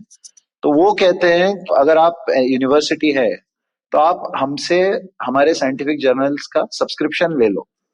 तो जो मैगजीन सब्सक्रिप्शन होता है वैसे, लेकिन मैगजीन आप 100 रुपए में शायद आपको 1 महीने का मिल जाए, लेकिन ये साइंटिफिक जर्नल्स बहुत महंगे हैं। और इसकी जो एल्सेवियर या ऐसी जो कंपनियां हैं, इनके मुनाफे के दर अभी पिछले 2 साल में एल्सेवियर ने 37% प्रॉफिट बनाया हर साल। तो आप अगर कंपटीशन की तरफ से सोच लो तो एल्सेवियर का ये है कि साइंटिफिक जर्नल उनके पास जो है, ये सारी जो वैज्ञानिक कम्युनिटी है वो चाहते हैं कि उनके जर्नल में छपे, क्योंकि वो ज्यादा से ज्यादा लोग पढ़ते हैं, उसका इम्पैक्ट ज्यादा है, उससे आपका जो आप कह रहे थे कि आपका रेपुटेशन बढ़ता है। लेकिन वो वहां जब जाता है तो बहुत महंगा पड़ता है। तो इंडिया में तो कई ऐसी जर्नल्स हैं जो हमारी यूनिवर्सिटीज में अवेलेबल ही नहीं है, क्योंकि वो एल्सेवियर ने उसका दाम बहुत ज्यादा रखा है। बल्कि जो विज्ञान है उसमें वो पब्लिकली फंडेड है, चाहे वो अमेरिकन सरकार हो, यूरोपियन कोई सरकारें हो या इंडियन सरकार हो, विज्ञान तो फ्री होना चाहिए।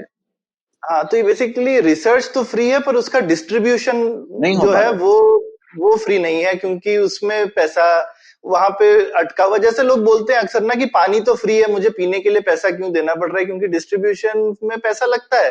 हाँ, लेकिन 37% प्रॉफिट आप अगर देख लो, प्रणय आप तो इकोनॉमिक्स के बड़े तज्ञ हैं, आप बता सकते हैं 37 प्रॉफिट नेचुरल है कंपटीशन इंडस्ट्री में या कोई ज्यादा है? क्योंकि वो जर्नल कर तो कुछ नहीं रहा है। जो लिखाई है शोध प्रबंध की वो तो वैज्ञानिक खुद कर रहा है। नहीं, पर जर्नल भी कुछ काम कर रहा है। हाँ। ये यहाँ पे मैं बोलूंगा ना कि बेसिकली कि अगर एक्चुअल परफेक्ट मार्केट में 0 प्रॉफिट होता है भाई, जीरो सुपरा नॉर्मल प्रॉफिट थोड़ा सा भी प्रॉफिट है, वो कहीं पे मार्केट का इम्परफेक्शन ढूंढना पड़ता है एंटरप्रेन्योर को, वहीं पे प्रॉफिट निकलता है। परफेक्ट मार्केट में तो प्रॉफिट होता ही नहीं है। हाँ, तो इसमें यह है लेकिन कि इसमें जो है वो जर्नल की मोनोपोली बन जाती है कि अगर आप साइंस या नेचर जो जर्नल है जो समझा जाता है कि दुनिया से, मतलब जो भी नोबेल प्राइज मिलते हैं, जो बड़ा वैज्ञानिक खोजें जो होती हैं, वो ज्यादातर इन जर्नल्स में छपती हैं, जो अमेरिकी जर्नल्स हैं या यूरोपियन जर्नल्स हैं। तो यहाँ पर जब छपती है तो जो सबसे इम्पोर्टेंट साइंटिफिक रिसर्च जहाँ छप रही है उसमें यह पब्लिशर की मोनोपोली हो जाती है। हालांकि वैज्ञानिक नहीं चाहते कि वो, क्योंकि उन्होंने इतने सालों से अपना एक दबदबा बना लिया है। तो यही एक क्लासिकल, और मैं बोलूंगा कि ये शायद इंटरनेट के आने के बाद में ना ये प्रॉब्लम शायद ज्यादा हो गई है, क्योंकि इंटरनेट के आने से डिस्ट्रीब्यूशन का कॉस्ट प्रैक्टिकली 0 हो गया है। तो पहले तो सही में मोटी मोटी किताबें छपवा के पूरी दुनिया में भेजनी पड़ती थी, और काफी कम वॉल्यूम होता है इन चीजों का, तो कॉस्ट भी ज्यादा होती है। तो इसके लिए मैं समझ सकता हूँ कि पुराने जमाने में इन चीजों की पैसे लगते ही होंगे, क्योंकि आपको फिजिकल चीजें पूरी दुनिया में बैठ करके भेजनी पड़ती थी। लेकिन अब इंटरनेट के आने से इन लोगों का मार्केट डिसरप्ट होना चाहिए था, पर अब वो अपने रेपुटेशन पे जिंदा है, क्योंकि उन्होंने इतने सालों में अपना रेपुटेशन ऐसा बना करके, ये क्लासिकल मोनोपोली वाला केस है। बिल्कुल सही बात है। इसमें आज की डेट में हो ये रहा है कि यूनिवर्सिटी ऑफ कैलिफोर्निया, जो अमेरिका की सबसे बड़ी यूनिवर्सिटी है, जो कि एल्सेवियर के जर्नल जितने भी हैं उसमें से करीब करीब 18% जो उसमें शोध प्रबंध छपते हैं वो सारे यूनिवर्सिटी ऑफ कैलिफोर्निया से आते हैं। मतलब आप समझ करो कि वो 10 में से 2 पेपर उनके कैलिफोर्निया यूनिवर्सिटी से आ रहे हैं। हाँ तो इसमें होता है कि एल्सेवियर वो यूनिवर्सिटी से पेपर लेता है, उसको अपनी जर्नल में छापता है और यूनिवर्सिटी को ही वो सारी जर्नल्स की जो सब्सक्रिप्शन बेचता है उसकी कॉस्ट इतनी ज्यादा है कि कैलिफोर्निया की लाइब्रेरीज जो हैं उनके बजट में नहीं आ रहा है ये, कि अपने ही छपा हुआ रिसर्च वो लाइसेंस नहीं कर पा रहे हैं। तो इसमें यूनिवर्सिटी ऑफ कैलिफोर्निया ने उनको जो प्रपोजल दिया है उसमें उन्होंने बोला है कि हम आपको पेपर देंगे, पेपर के साथ जो आपकी छापने की कॉस्ट है उसकी फीस भी आप ले लो हमसे। तो $1000 या $1200 या $2000 जो भी कॉस्ट है वो फीस हम एक दफा आपको दे देंगे, उसके बाद आप उस पेपर को ओपन एक्सेस कर दो। हालांकि मतलब कि सौरभ आप यहाँ बैठ के यूनिवर्सिटी ऑफ कैलिफोर्निया की सारी रिसर्च पढ़ सकोगे। तो रिसर्च की जो ज्यादातर जो कॉस्ट है वो सारी अमेरिकन सरकार ने दी रखी है पहले ही। जो एक्सपेरिमेंट करने हैं आपको, आपने उसमें 10 करोड़ लगा लिए तो आपको डीबीटी ने ग्रांट दे दिया, आपने एक्सपेरिमेंट करा, आप शोध शोध प्रबंध लिख रहे हैं, आप एल्सेवियर को बोलते हैं आप मुझसे $5000 ले लो और छाप दो, लेकिन दुनिया में किसी को भी उसको पढ़ने दो। तो एल्सेवियर मना कर रहा है ओपन एक्सेस देने से। वो बोल रहे हैं कि हमारा जो पुराना मॉडल है जिसमें 37% मुनाफा होता है वही हम चलाएंगे, हम आपको ओपन एक्सेस देंगे नहीं। तो यूनिवर्सिटी ऑफ कैलिफोर्निया एक तरफ से उनका सप्लायर भी है कि जो पेपर दे रहे हैं, तो उनके पास थोड़ा मार्केट पावर है। तो अभी यूनिवर्सिटी ऑफ कैलिफोर्निया ने बोला है उनके प्रोफेसर्स को कि आप एल्सेवियर की जर्नल में छापे ना। तो आप उनकी रेपुटेशन, उनकी मोनोपोली ब्रेक करने की कोशिश कर रहे हो। तो ये देखा जाएगा आगे आगे आगे जाने वाले दिनों में कि ये कैसे ये चीज उभरती है, क्योंकि डीबीटी के जो हमारे विजय राघवन हैं यहाँ के, उन्होंने भी इसके बारे में काफी बात करी है कि लाइब्रेरीज को, हमको अगर नए ज्ञान की एक्सेस ही नहीं होगी तो हमारे वैज्ञानिक आगे कैसे जाएंगे। बिल्कुल। तो ये एक्सेस पब्लिकली फंडेड रिसर्च को होना चाहिए, तो इसमें मोनोपोली को ब्रेक करना चाहिए। हालांकि कॉपीराइट तो उनके हाथ में होता है। और अगर सरकार पैसे डाल रही है किसी चीज में तो सरकार बोल सकती है कि इसका जो भी आउटपुट होगा वो ओपन एक्सेस जर्नल में जाना चाहिए। बिल्कुल। तो ये चीजें उभर रही है, तो मार्केट प्लेस है, फाइट चलती रहेंगी। तो ठीक है, अब हम लोगों ने बहुत इंपॉर्टेंट सवाल पे बात की है, मार्केट पावर और मोनोपोली को कैसे तोड़ा जाए। तो इसी बात पर आ जाते हैं, इससे जुड़ा हुआ एक मुद्दा है कंपटीशन कमीशन ऑफ इंडिया वाला, है ना। तो कंपटीशन कमीशन ऑफ इंडिया इसलिए है क्योंकि प्रतिस्पर्धा रहे मार्केट में, कोई मार्केट फेलियर हो या मोनोपोली पावर हो उसे तोड़ दिया जाए।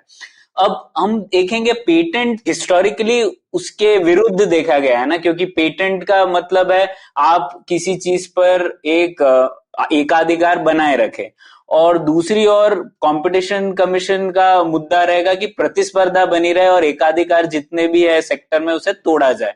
तो ये विरोधाभास है या कॉम्प्लीमेंट्री है, इसके बारे में कैसे सोचा गया? आप अगर सुपरफिशियली देखें या सिर्फ बिना सोचे देखें तो आपको लग सकता है कि ये विरोधाभास है। तो उसमें यह है कि जो आपका पेटेंट कायदा है या बौद्धिक संपदा हक है, उसकी जो गोल जो मैंने पहले बताया कि ज्यादा से ज्यादा बौद्धिक संपदा बने, ज्यादा तकनीकी रिसर्च हो, ज्यादा प्रोडक्ट्स बने।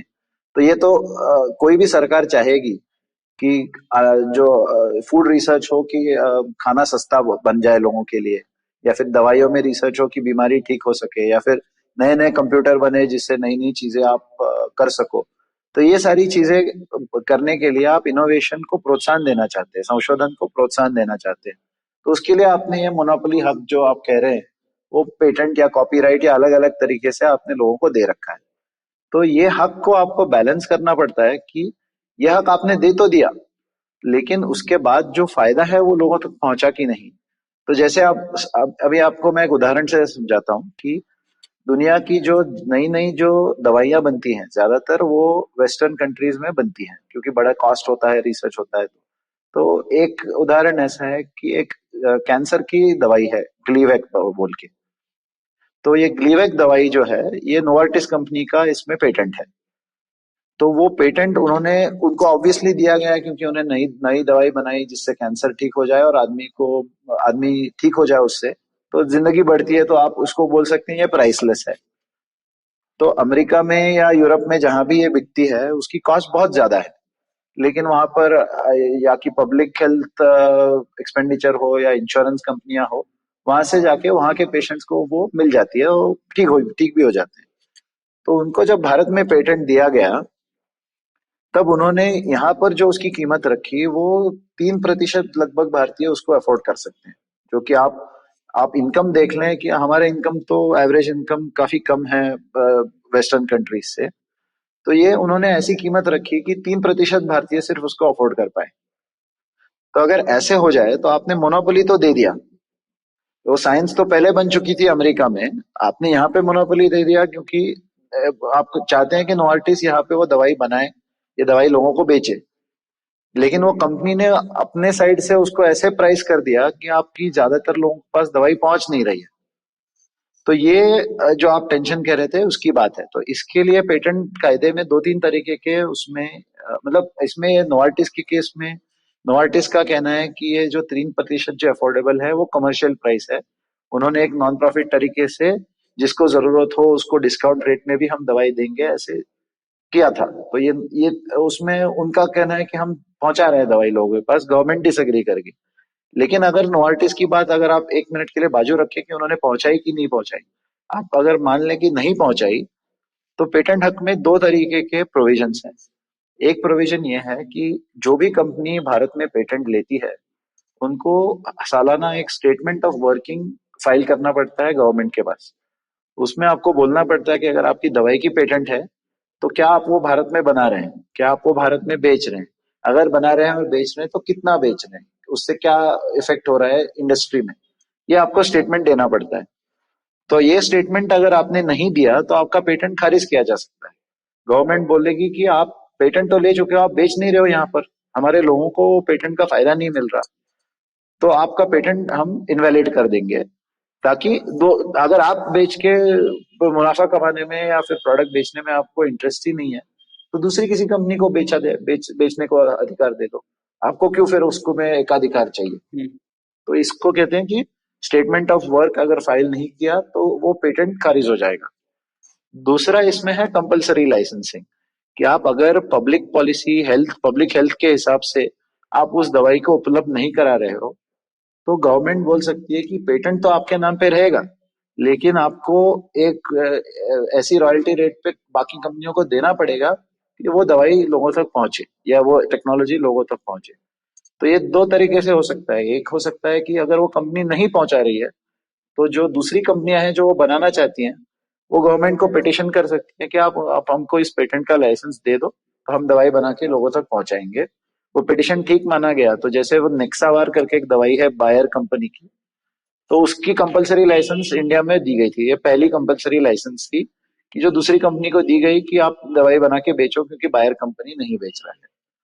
दूसरा है कि पब्लिक हेल्थ क्राइसिस, अगर नेशनल लेवल पर क्राइसिस हो गया कि बहुत ज्यादा तादाद में लोग एक बीमारी से परेशान हैं जिससे पब्लिक हेल्थ क्राइसिस है, तो गवर्नमेंट अपने बलबूते पे वो कंपलसरी लाइसेंस दे सकती है किसी भी कंपनी को कि आप ये दवाई बनाओ लोगों तक पहुंचाओ।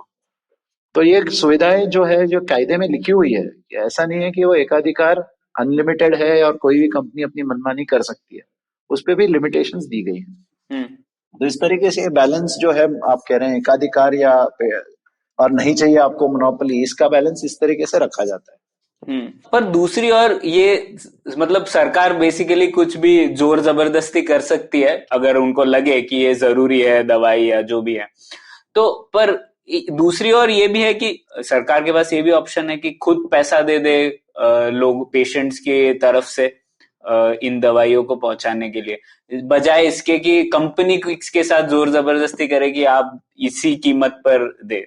तो ये तो सरकार के पास का चॉइस है। उसमें डिपेंड करता है ना कि अगर सरकार उसको इस कीमत पे अगर कंपनी बेचे, जैसे अभी उदाहरण है कि नेशनलाइजेशन ऑफ टेक्नोलॉजी हो जाता है कभी कभी। जैसे कि आप सोच लो कि जो आपने पहले एटम बम की बात करी या एरोप्लेन की आप बात करते हो, तो नया जेट इंजन का तकनीक जब बनेगा जिससे जेट इंजन शायद ज्यादा दूर जा सके या फिर ज्यादा फ्यूल एफिशिएंसी से चले, तो ये भी हो सकता है कि सरकार उस तकनीक को लाइसेंस करके वो रिसर्च पूरा खरीद ले एक ही दम में। तो एकाधिकार तो रहेगा लेकिन सरकार उसका मुनाफा एक ही दम में वो इन्वेंटर को दे के वो खरीद सकती है।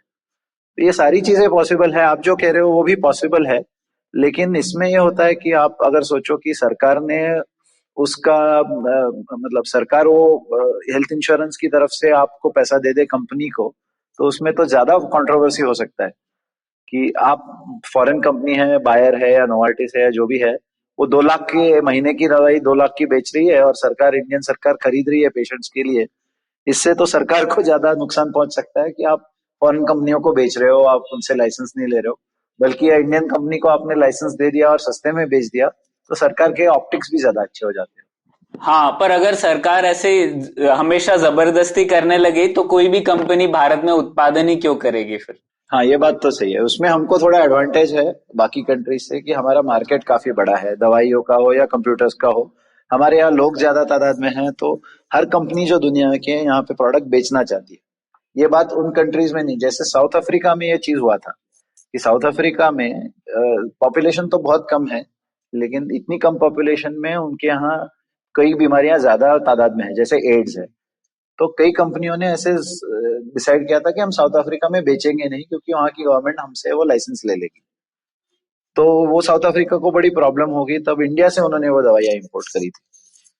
तो हमारे मार्केट साइज की वजह से हम ये थोड़ा कर सकते हैं, और इसमें भी हमारे ऊपर बहुत रिस्ट्रिक्शंस है। आप ऐसा ना समझो कि इंडियन गवर्नमेंट मनमानी कर सकती है, क्योंकि हम जो ट्रिप्स एग्रीमेंट है, trade related intellectual property agreement, जो डब्ल्यूटीओ के तादाद में हमको साइन करना पड़ा है, तो जो भी इंडियन गवर्नमेंट करती है इंटरनेशनल लॉ के अंदर, उसकी लीगैलिटी तो आपको दिखानी पड़ेगी। ऐसे नहीं हो सकता कि आपका लैंड है तो आप मनमानी करोगे, क्योंकि आप इंटरनेशनल लॉ से भी आप बाउंड है। भारत पे आने से पहले एक सवाल ये भी था कि मिहिर, आप बोल रहे थे कि ये आईपी की जो आम परिभाषा जो हम लोगों ने अभी तक डिस्कस की, वो अब थोड़ी डगमगा रही है क्योंकि नई चीजें आ रही हैं। ऐसा क्यों मानते हैं आप? थोड़ी क्या ये नई तकनीकें आ रहे हैं जिससे कि इंटेलेक्चुअल प्रॉपर्टी की परिभाषा बदल रही है? जरूर। तो ये मैं आपको सौरभ को एक सवाल पूछना चाहता हूँ। हाँ, बोलो। सौरभ, आप तो कंप्यूटर साइंस में बहुत काम करते हैं, आप मशीन लर्निंग में काम करते हैं, तो आप बता सकते हैं मशीन लर्निंग कैसे काम करती है? जैसे कि आप मशीन लर्निंग में मैंने सुना है कि आप उसको लाखों तस्वीरें वो मशीन को बता सकते हैं और वो मशीन बताएगा कि कौन सी तस्वीर में बिल्ली है या नहीं है। बिल्कुल, बता तो ये मशीन कैसे काम करती है? बिल्कुल। तो बेसिकली हम जिसको हम बोलते हैं, हमारा पुलियाबाजी का पहला एपिसोड पूरा इसी के विषय पर था बाय द वे, कि मशीन लर्निंग कैसे काम करती है। लेकिन छोटे में बोले तो हमने एक जैसे हमारा दिमाग काम करता है उसका हमने एक मैथमेटिकल मॉडल बना रखा है, न्यूरल नेटवर्क बोलते हैं, या फिर और भी कोई लर्निंग मॉडल बना सकते हैं। तो आपने एक मॉडल बना रखा है जिसको आप खूब सारी चीजें दिखाते रहते हैं और फिर सिखा देते हैं, ये बिल्ली है, ये नहीं है, ये है, ये नहीं है। सिखाते सिखाते वो मॉडल सीख जाता है, फिर आप उसको नई तस्वीर दें तो वो बता सकता है कि ये बिल्ली है कि नहीं है। तो प्रणय, अभी ये सौरभ ने जो कहा, इसमें आप देखेंगे कि उन्होंने कहा आप सिखाते हैं और वो मॉडल सीख जाता है। जैसे हम बच्चों को सिखाते हैं तो बच्चा सीख जाता है, तो उसमें आपकी क्रिएटिविटी है सौरभ कि आप मॉडल को सिखा रहे हैं। आप तो उसको बता रहे हैं कि ये बिल्ली है, ये बिल्ली नहीं है, बस आपको उसको दिखा रहे हैं। तो आपने कोई नई मशीन बनाई है क्या? आपने नई मशीन, नई तकनीक खोजी है? नहीं, तो यहाँ पे क्रिएटिविटी मैं बोलूंगा, मतलब क्योंकि हम रोज इस चीज में काम कर रहे होते हैं, तो यहाँ क्रिएटिविटी मॉडल बनाने में हो सकती है। और कई बार ये जो तकनीकें हैं मॉडल बनाने की, क्योंकि कभी कभी लगता है सिखाने में ना आपको हो सकता है 10 लाख तस्वीरें दें तब सीखेगा, पर आप थोड़ा सा अच्छा मॉडल बनाएंगे तो हो सकता है 1000 तस्वीर बनाने पे भी सीख जाए।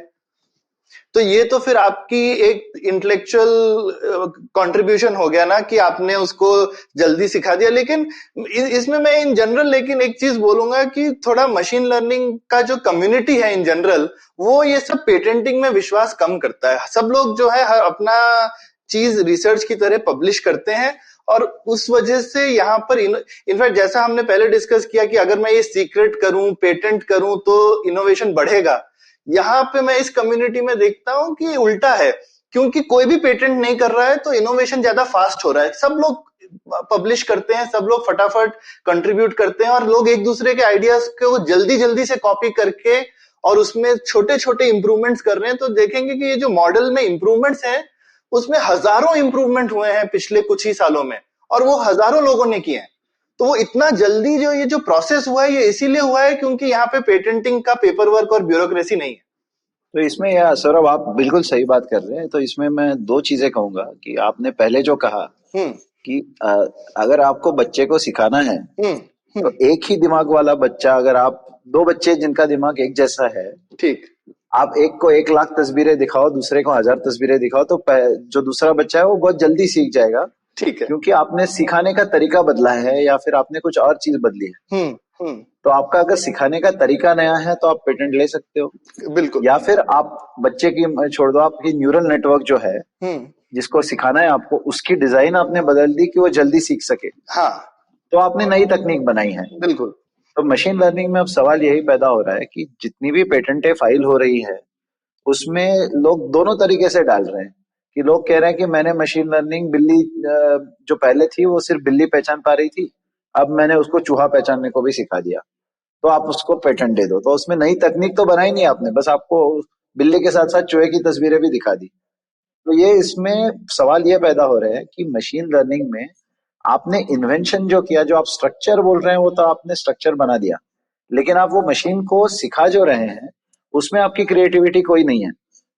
तो ये अपने आप सीखता है, उसको आपको पेटेंट नहीं मिलना चाहिए। तो इसमें ये थोड़ा सवाल पैदा हो गया है कि जो अपने आप सीखता है उसका पेटेंट कैसे किया जाए। तो ये एक बात है। दूसरी बात है, जैसे कि आप अभी जैसे बीमारी का हम काफी बात करते हैं, दवाइयाँ, तो पहले जमाने में जो पहली दवाइयाँ बनी थी वो रासायनिक दवाइयाँ थी, जिसको हम केमिकल्स बोलेंगे। कि आपको अगर लगता है कि कोई वायरस से आपको इन्फेक्शन हो रहा है, तो वायरस आपकी सेल्स पे जाके जुड़ जाता है और उसकी वजह से आपको बीमारी होती है। तो वो वायरल इन्फेक्शन ठीक करने के लिए एक तरीका यह है कि वायरस जहां जुड़ता है वहां वो जुड़ ना सके, इसके लिए आप शरीर में आप केमिकल डालो, दवाई डालो, तो वो वायरस जुड़ ही ना पाएगा, तो फिर वो बीमारी अपने आप ठीक हो जाएगी, क्योंकि वायरस आपकी सेल से जुड़ नहीं रहा है। तो ये रासायनिक दवाइयाँ थी। तो इसमें सीधी बात थी कि रासायनिक दवाइयाँ आप सिंथेसाइज करते हो, केमिकल प्रोसेस से बनाते हो, तो आपको प्रोसेस की पेटेंट मिल सकती है या फिर दवाई की पेटेंट मिल सकती है। अब जो है कि जैविक दवाइयाँ का काफी आजकल चर्चा है, बायोलॉजिक्स या बायोफार्मा जिसको बोलते हैं, कि आपने जैसे वैक्सीन है, जो पहले वैक्सीन जो बने हैं वो तो एक सजीवी होते हैं जिसको आपने जिसका रूपांतरण किया है, जिससे आपको वो बीमारी नहीं होती आपने अगर वैक्सीन लिया हुआ है। तो उसमें कायदा पेटेंट का ऐसे लागू हुआ कि आपने वो सजीव में कुछ मॉडिफाई किया है, जैसे कि जो चीज से आपको इन्फेक्शन से बीमारी होती है उसी को आप बहुत उसका फॉर्म चेंज करके उसको बहुत कमजोर बना के आपके शरीर में आप डाल देते हो वैक्सीन के रूप में। तो आपका शरीर सीख जाता है कि उसके साथ कैसे लड़ना है, लेकिन बीमारी आपको नहीं होती। तो आपने वो उसको सजीव को मॉडिफाई करके डाला है, इसलिए आप उसको पेटेंट ले सकते हो। लेकिन आज की डेट में एक नई थेरेपी जैसे जिसके बारे में मैंने पढ़ा है वो है कार टी सेल थेरेपी। आपने पढ़ा है इसके बारे में? नहीं, सुना नहीं तो है। मैं तो बायोलॉजिस्ट नहीं हूँ, लेकिन अगर आसानी से समझाऊं तो यह है कि टी सेल जो आपके शरीर की होती है वो फाइटर सेल होती है, वो बीमारी से लड़ती है। तो जो कैंसर जिन पेशेंट्स को होता है तो उनकी जो टी सेल्स हैं उनमें से कई बार ऐसा होता है कि एक एरिया में कैंसर अगर कॉन्सेंट्रेट हो जाए, ट्यूमर हो जाए, तो ट्यूमर के अंदर की टी सेल्स, वो जो कैंसर जो बनता है वो अपनी शरीर की सेल्स होती है, उनके साथ लड़ाई करना सीख जाती है। लेकिन वो बहुत कमजोर होती है कि थोड़ा बहुत सीख जाती है तो कैंसर को फाइट करते रहती है, लेकिन कैंसर बढ़ता है और बीमारी बढ़ती है। तो अभी नए तकनीक ऐसे आए हैं कि वो आपके ट्यूमर से आप ही की पेशी निकालेंगे, जो उनमें से वो टी सेल्स आइडेंटिफाई करेंगे वो जो कैंसर के साथ लड़ सकती हैं, और जो उनका लड़ने की ताकत है उसको एम्पलीफाई करेंगे वो लोग लेबोरेटरी में, कि वही सेल्स की ज्यादा कॉपी बनाएंगे जो अच्छा लड़ाई करती है। हाँ, बाकी टी सेल्स की कॉपी ना बनाएंगे, तो जो लड़ाई कर सकती है वो टी सेल्स इतनी मल्टीप्लाई कर देते हैं तो वो दवाई बन जाती है, उसको आप ही के ट्यूमर में इंजेक्ट किया जाए तो वो कैंसर को हरा सकती है।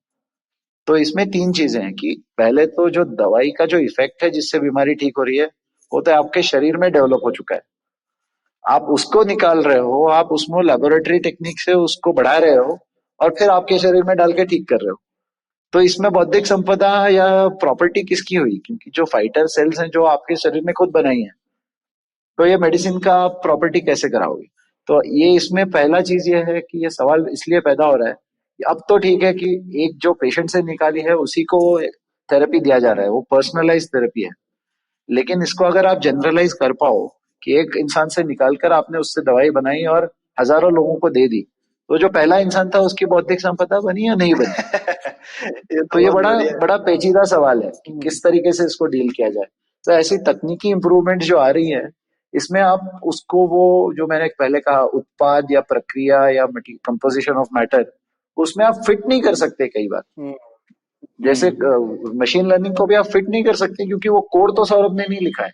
जो समझ पा रहा है कि बिल्ली कौन सी है, चूहा कौन सा है, नहीं। उसका स्ट्रक्चर सौरभ ने लिखा है, लेकिन सॉफ्टवेयर उन्होंने नहीं लिखा है। तो ये बहुत मुश्किल हो रहा है आजकल की आईपी की। ये कुछ उसी तरह से है मिहिर, जैसे पुराने जब हम प्रॉपर्टी फिजिकल वर्ल्ड से जब हम डिजिटल वर्ल्ड में आए तो इतनी सारी चीजें बदल गई। तो जैसे जैसे बेसिकली हमारी टेक्नोलॉजीज वगैरह बदलेंगी तो हर समय के जो लॉज हैं वो उस समय की चीजों के लिए, जैसे पेटेंटिंग वगैरह के लॉ 1700-1800 सदी में बने, 17वीं-18वीं सदी में, क्योंकि उस समय इतनी ज्यादा इंडस्ट्रियल रेवोल्यूशन के बाद ये इन्वेंशन का खूब ज्यादा प्रचार हुआ और खूब ज्यादा होने लगी।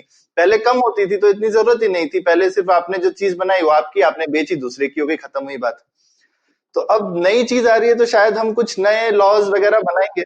बिल्कुल सही है। तो ये कायदे को तो तकनीक के साथ बदलना पड़ेगा। इसमें बहुत इंटरेस्टिंग चीजें हो रही है, जैविक दवाइयाँ, मशीन लर्निंग और ऐसी बहुत सारी तकनीकें आ रही है जो मुश्किल है कि उसको ये कैटेगरी में आप उसको फिट नहीं कर सकते। तो आपको नई कैटेगरीज, नए मैकेनिज्म्स ढूंढने पड़ेंगे। इसमें मुझे मिहिर एक और भी चीज लगती है कि इवन पुरानी कैटेगरीज के लिए भी है कि जो पेटेंटिंग में ये भी जो चीज है कि 20 साल का पेटेंट दिया जाता है या 1 साल का, या पेटेंट का जो प्रोसेस ही है उसमें 1 से 2 साल लग जाता है। अब जो है वो जिसको बोलते हैं कि चेंज की जो स्पीड है वो इतनी बढ़ती जा रही है। जैसे ये मैंने मशीन लर्निंग वर्ल्ड का ही जो आपको मैं एग्जांपल दे रहा था, अगर ये मशीन लर्निंग वर्ल्ड में सारे रिसर्चर और सारे साइंटिस्ट लोग ये सोच रहे होते कि हम सब चीज पेटेंट करने चलेंगे, तो हम इतनी जल्दी ये जो पिछले 6-7 साल में आप देख रहे हो कि एआई और मशीन लर्निंग कहां से कहां पहुंच गया है, वो कहीं नहीं पहुंचता। क्योंकि आप सौरभ, आप कह रहे हो वो ठीक है, उसमें एक ही मैं सुधार लाऊंगा कि सारे लोग पेटेंट फाइल भी कर रहे हैं और पब्लिश भी कर रहे हैं। ऐसा नहीं है कि वो पेटेंट नहीं फाइल कर रहे हैं। अच्छा। आप अगर देखें तो पिछले कई सालों में मशीन लर्निंग में बहुत ज्यादा पेटेंट्स फाइल हो रहे हैं, लेकिन करने के साथ साथ वो बढ़ावा भी दे रहे हैं। एक तो स्ट्रैटेजी हो सकती है आपकी कि आपने नई खोज की, आप उसमें पेटेंट भी ले लो, उसको छाप भी दो। आप छाप दो तो दूसरे सब लोग इस्तेमाल करेंगे, फिर आप जाके बोलोगे आप मेरा पेटेंट भी आप लाइसेंस ले। हाँ, वो भी हो सकता है, वो भी हो सकता है। लेकिन मैं जो इसमें देख रहा हूँ कि यहाँ पर यूनिवर्सिटीज के रिसर्चर जो हैं उनकी प्रबुलता ज्यादा है फिलहाल कंपेयर टू प्राइवेट कंपनीज। अच्छा। हाँ, और वो तो उनका तो ये है ना, आप जो कह रहे थे कि आप इंसेंटिव देना चाहते हैं, तो यूनिवर्सिटी के साइंटिस्ट को शायद यही है। वो तो ऐसे लोग हैं जो मशीन लर्निंग में बड़ी कंपनी में जाए तो उनको 5 गुना ज्यादा पैसा मिले, बिल्कुल। लेकिन वो यूनिवर्सिटी में काम करना चाहते हैं, तो वो बौद्धिक संपदा इसीलिए नहीं चाहते। बिल्कुल। और तो यहाँ पे एक अलग सिस्टम, जैसे ओपन सोर्स कम्युनिटी भी है। ओपन सोर्स कम्युनिटी जैसे आपने बोला, ठीक है, जैसे हम सॉफ्टवेयर में पेटेंट चाहते भी हैं, लेकिन सॉफ्टवेयर में काफी बड़ा तबका है जो बोलता है सॉफ्टवेयर में पेटेंट मत करो, क्योंकि उसमें ये जो स्पीड ऑफ इनोवेशन है वो उसमें ब्रेक लग जाता है। और पूरी सॉफ्टवेयर इंडस्ट्री ने ये नोटिस किया है कि अगर हम चीजों को ओपन रखें और पेटेंट ना करें तो हमको फायदा होता है। और सॉफ्टवेयर छोड़ दो, जैसे अभी टेस्ला जैसी कंपनी है, वो पेटेंट का यूज सिर्फ इसलिए कर रही है कि कल को उनको कोई उनकी ही इन्वेंशन यूज करने से मना ना कर दे। वरना एलॉन मस्क ने पब्लिकली कमिटमेंट दिया है कि भाई अगर आप टेस्ला की कोई भी पेटेंट यूज करना चाहें तो फ्री में कर सकते हैं, लेकिन वो सब कुछ पेटेंट करते हैं। इसके बारे में अलग से चर्चा हो सकती है, क्योंकि एलॉन मस्क मार्केटिंग में ज्यादा माहिर है। तो इतना भी सीधे नहीं है वो कि वो अपनी टेक्नोलॉजी सारी फ्री में दे दे। लेकिन ये है कि मॉडल जो है आप जो कह रहे हैं वो काफी बदल रहे हैं। ये बात तो सही है कि ओपन सोर्स आया है, कॉपीराइट आया है। अभी और एक चीज है, जैसे पेटेंट कॉपीराइट के बारे में कहें, आजकल लोगों ने ऐसे मशीनें बनाई हैं मशीन लर्निंग से जो खुद नॉवेल्स लिख सकती हैं, पोएट्री लिख सकती है, चित्र बना सकती हैं। अगर मशीन ने बनाया और जिस मशीन ने बनाया उसको आपने बना दिया तो आप तो भगवान बन गए। तो ऐसा है कि आप अगर भगवान बनते हैं, आज तक क्या था, पिछले 10 साल के पहले तक तो ऐसा था कि आपको अगर कोई किताब लिखनी है तो आपको खुद लिखनी पड़ेगी। बिल्कुल। अब ऐसा है कि मशीनें किताब लिख सकती है। अभी आप गूगल ऑटो कंप्लीट देख लीजिए कि आप ईमेल लिख रहे हैं तो वो आपका वाक्य पूरा कर देता है। तो जब ये अभी तो वाक्य पूरा कर रहा है, उससे आगे तो वो खुद लिख भी दे आपके तरफ से रिस्पॉन्स। वो कहेगा कि मुझे मालूम है तुम यही लिखना चाहते थे तो मैंने भेज दिया ईमेल तुम्हारे बिहाफ पे। तो वो मशीन की बौद्धिक संपदा हुई कि आपकी हुई, ये भी सवाल है। तो ये जैसे इसका तो एक बड़ा मजेदार उदाहरण बना था कि एक फोटोग्राफर, वाइल्ड लाइफ फोटोग्राफर जंगल में चला गया तो उसने एक बंदर के हाथ में अपना कैमरा थमा दिया, हाँ ये फेमस केस। और वो बंदर यहाँ वहां घूम के कुछ किताबें लेके आया, वो बंदर ने सेल्फी ले लिया, वो इतना अच्छा फोटो आया था, उसने सबमिट कर दिया और वो अभी कह रहा है कि मेरा कॉपीराइट है, लेकिन ली की तस्वीर तो बंदर ने ली थी। तो पहले ये नहीं था कि आदमी की या इंसान की क्रिएटिविटी पे ही बौद्धिक संपदा थी। अब यह है कि जानवर क्रिएटिविटी दिखाए तो वो क्रिएटिविटी है या नहीं है, और मशीन क्रिएटिविटी दिखाए तो वो क्रिएटिविटी है या नहीं है, आपको सोचना पड़ेगा। और आगे जाके अगर इंसान और मशीन की फ्यूज हो जाए, जैसे मस्क बोल रहे हैं कि ब्रेन कंप्यूटर इंटरफेस बना दे, तो क्रिएटिविटी इंसान और मशीन की साथ में भी हो सकती है। बिल्कुल बिल्कुल सोचना पड़ेगा इसके बारे में। तो इसमें एक एक चीज मुझे बताओ, मतलब एक तो एक ओवरऑल थोड़ा आईपी लॉज में वीकनेस है और ये चेंज हो सकते हैं, पर काफी लोगों का ऐसा परसेप्शन भी रहता है कि इंडिया के पेटेंट लॉ बड़े वीक हैं, खासकर अमेरिकी सरकार तो बहुत ज्यादा बोलती है, पर ऐसा सच में है क्या कि हिंदुस्तान में पेटेंटिंग और आईपी लॉज बहुत वीक है? इसमें आप जिसको पूछेंगे उससे सवाल का जवाब अलग अलग आएगा। अमेरिकन कंपनी का अलग आएगा, या फिर एनजीओ जो काम कर रहे हैं उनका अलग आएगा। तो इसका एक सीधा जवाब नहीं है, लेकिन दो तीन चीजें मैं बोलना चाहूंगा। एक है कि जो डब्ल्यूटीओ और ट्रिप्स और इसके तहत जो भी जितने भी कंट्रीज डब्ल्यूटीओ के सिग्नेटरीज हैं, जिन्होंने एक्सेप्ट किया है कि हम ग्लोबल ट्रेड में हम पार्टिसिपेट करेंगे, तो उनको अपने जो कानून हैं पेटेंट के या आईपी के, वो ग्लोबल स्टैंडर्ड्स को मैच करने पड़े। आप ऐसा नहीं कह सकते कि मैं कोई आईपी का कानून नहीं रखूंगा या ऐसे रखूंगा वैसे रखूंगा। डब्ल्यूटीओ एग्रीमेंट के तहत आपको एक बेसिक लेवल तो आपको मीट करना ही पड़ेगा। तो उस तहत तो इंडिया के आईपी लॉज उसमें काफी ज्यादा हद तक मैच ही करते हैं, जैसे अमेरिका में है, यूरोप में। तो ये एक बात है कि हमारे नियम तो कमजोर नहीं है। दूसरा इसमें यह है कि हमारे नियम जो है इसमें इंडिया ने जो उसमें जो परमिसेबल चेंजेस हैं वो करे हैं। जैसे सिंपल उसमें एग्जांपल ये है कि हमारे यहाँ दवाई का पेटेंट, वो दवाई बीमारी कितनी अच्छी से ठीक करती है उसी पे दिया जाता है। क्योंकि दवाई, हम कहते हैं, फिलोसॉफिकल व्यू हमारा ये है कि दवाई का पर्पज ही यह है कि वो बीमारी ठीक करे। लेकिन अमेरिका में दवाई के बीमारी ठीक करने के साथ साथ वो कितनी आसानी से शरीर में एब्जॉर्ब हो जाए, कि वो 3 दिन में ठीक करती है या 30 दिन में ठीक करती है, इसको भी ये कहा जाता है कि ये पेटेंट के लिए आप ये उसके ये कर सकते हो। या फिर एक दवाई का साइड इफेक्ट कम हो गया, अच्छा। हालांकि बीमारी तो वो वैसे ही ठीक कर रहा है, लेकिन साइड इफेक्ट कम हो गया, तो आप वो भी दवाई पे अलग से पेटेंट ले सकते हो। तो हमारे यहाँ पे जो सेक्शन 3D है हमारे कानून का, उसकी इंटरप्रिटेशन काफी क्लियर है कि दवाई की पेटेंट तभी दी जाएगी कि आप बीमारी और अच्छे से ठीक करो, इसलिए नहीं कि उसके आपने अलग अलग गुणधर्म बदल दिए, उस पर आपको पेटेंट नहीं मिलेगा। तो ये बड़ा एक संघर्ष का विषय है कि अमेरिकन या वेस्टर्न दवाई की कंपनियां चाहती है कि ये 3D को डाइल्यूट किया जाए, क्योंकि ये हमारे यहाँ पे एक्सेप्शन है और ये सारी डेवलपिंग कंट्रीज इंडियन लॉ से ले रही है। लेकिन इसके इसके उल्टा भी है कि हमारे यहाँ पे हम जो आईपी लॉज हैं, हम काफी हद तक हमारा पेटेंट ऑफिस रबर स्टाम्प जैसे भी काम करता है। कि अगर आप कंप्यूटर टेक्नोलॉजी की पेटेंट ले लो, जैसे कॉलकॉम के आपने जिक्र किया, तो कॉलकॉम के जितने भी पेटेंट यूरोप में ग्रांट हो चुके हैं, वो इंडिया में जब एग्जामिनेशन में आएंगे वो बाद में ही फाइल करते हैं, वो बाद में ही हमारे यहाँ लोग पढ़ते हैं। तो उसको रबर स्टैम्प कर देते हैं कि यूरोप में दे दिया उन्होंने, सब देख ही लिया होगा, तो हम छाप देते हैं इसको। तो ये पेटेंट तो आसानी से मिल रहे हैं इन कंपनियों को। तो हमारी एग्जामिनेशन, मतलब ये मैं ये नहीं कहना चाहता कि हर चीज में रबर स्टैंपिंग हो रही है, लेकिन सरकारी काम आप समझ सकते हैं कि एग्जामिनर्स बहुत कम है, उनकी ट्रेनिंग काफी कम है, उनकी रिसोर्सेस काफी कम है, उनके पास लोड बहुत ज्यादा है। तो काफी हद तक वो पढ़ते हैं कि आगे फॉरेन कंट्रीज में क्या हुआ है इसका एग्जामिनेशन, और वो ठीक लगे उनको तो वो अपना एग्जामिनेशन कम करते हैं और पास कर देते हैं। तो ऐसे पेटेंट्स तो फॉरेन कंपनीज को भी बहुत मिल रही है, जो कि शायद हो सके कि हमारी एग्जामिनेशन में सुधार आए। क्योंकि ऐसा है कि अमेरिका में अब आज की डेट में लगभग 3.5 साल में 10 लाख पेटेंटें ग्रांट होती है। आप सोच लो, 3.5 साल में अगर 10 लाख, एक साल में अगर 3 लाख भी आप पकड़ लो, तो पॉपुलेशन के मुताबिक तो ये बहुत ज्यादा पेटेंटिंग है मेरे ख्याल से। क्योंकि इतना इनोवेशन तो किसी भी, मतलब, क्योंकि ऑब्वियस इनोवेशन को पेटेंट नहीं दिया जाता, आपको मेहनत करनी पड़ती है, आपको दिखाना पड़ता है कि आपने नया खोजा, ये दूसरे किसी को मालूम नहीं होता था, कोई सोचता नहीं था इसके बारे में, ये सब आपको मीट करना पड़ता है। फिर भी आप अगर सालाना 3 लाख पेटेंट दे रहे हो, तो आप तो सोच सकते हो कि कितने लोग आर&डी में काम कर रहे हैं यूएस में। तो इतना ज्यादा तो पेटेंटिंग नहीं हो सकता, तो आप रबर स्टैम्प नहीं कर सकते। और उसमें कुछ वो क्या बोलते हैं, एवरग्रीनिंग भी होता होगा ना, सदाबहार पेटेंटिंग। हाँ, वो मैंने जैसे कहा कि वो दवाई की आपने एक केमिकल फॉर्मूला था, आपने उसका सॉल्ट बदल दिया, आपने उसका क्रिस्टल स्ट्रक्चर बदल दिया, तो उस पे आपको पेटेंट मिलती है फॉरेन कंट्रीज में, इंडिया में नहीं मिलती। तो ये है कि हमको मतलब तो ये तो फिर हम मेरे हिसाब से तो फिर हमारा नियम ज्यादा अच्छा हुआ ना, खराब होने की जगह। अभी ऐसा है कि आप सोचो तो नियम जो है उसमें आपको 2-4 चीजों को ध्यान रखना पड़ेगा। एक कि आप डब्ल्यूटीओ कंप्लायंट होने चाहिए, नहीं तो आपकी पेटेंट पॉलिसी की वजह से आपकी ग्लोबल ट्रेड में इफेक्ट हो जाए।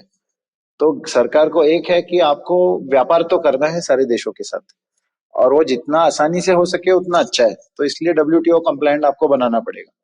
लेकिन उसके साथ साथ आपको दवाइयों के बारे में पब्लिक हेल्थ, या फिर आप सॉफ्टवेयर इंडस्ट्री ले लो इंडिया में, तो हमारी इंडस्ट्री में अभी प्रोडक्ट बनना शुरू हुआ है। पहले तो सिर्फ हम सर्विसेज में ज्यादा फोकस करते थे, अभी प्रोडक्ट काफी बन रहे हैं इंडिया से।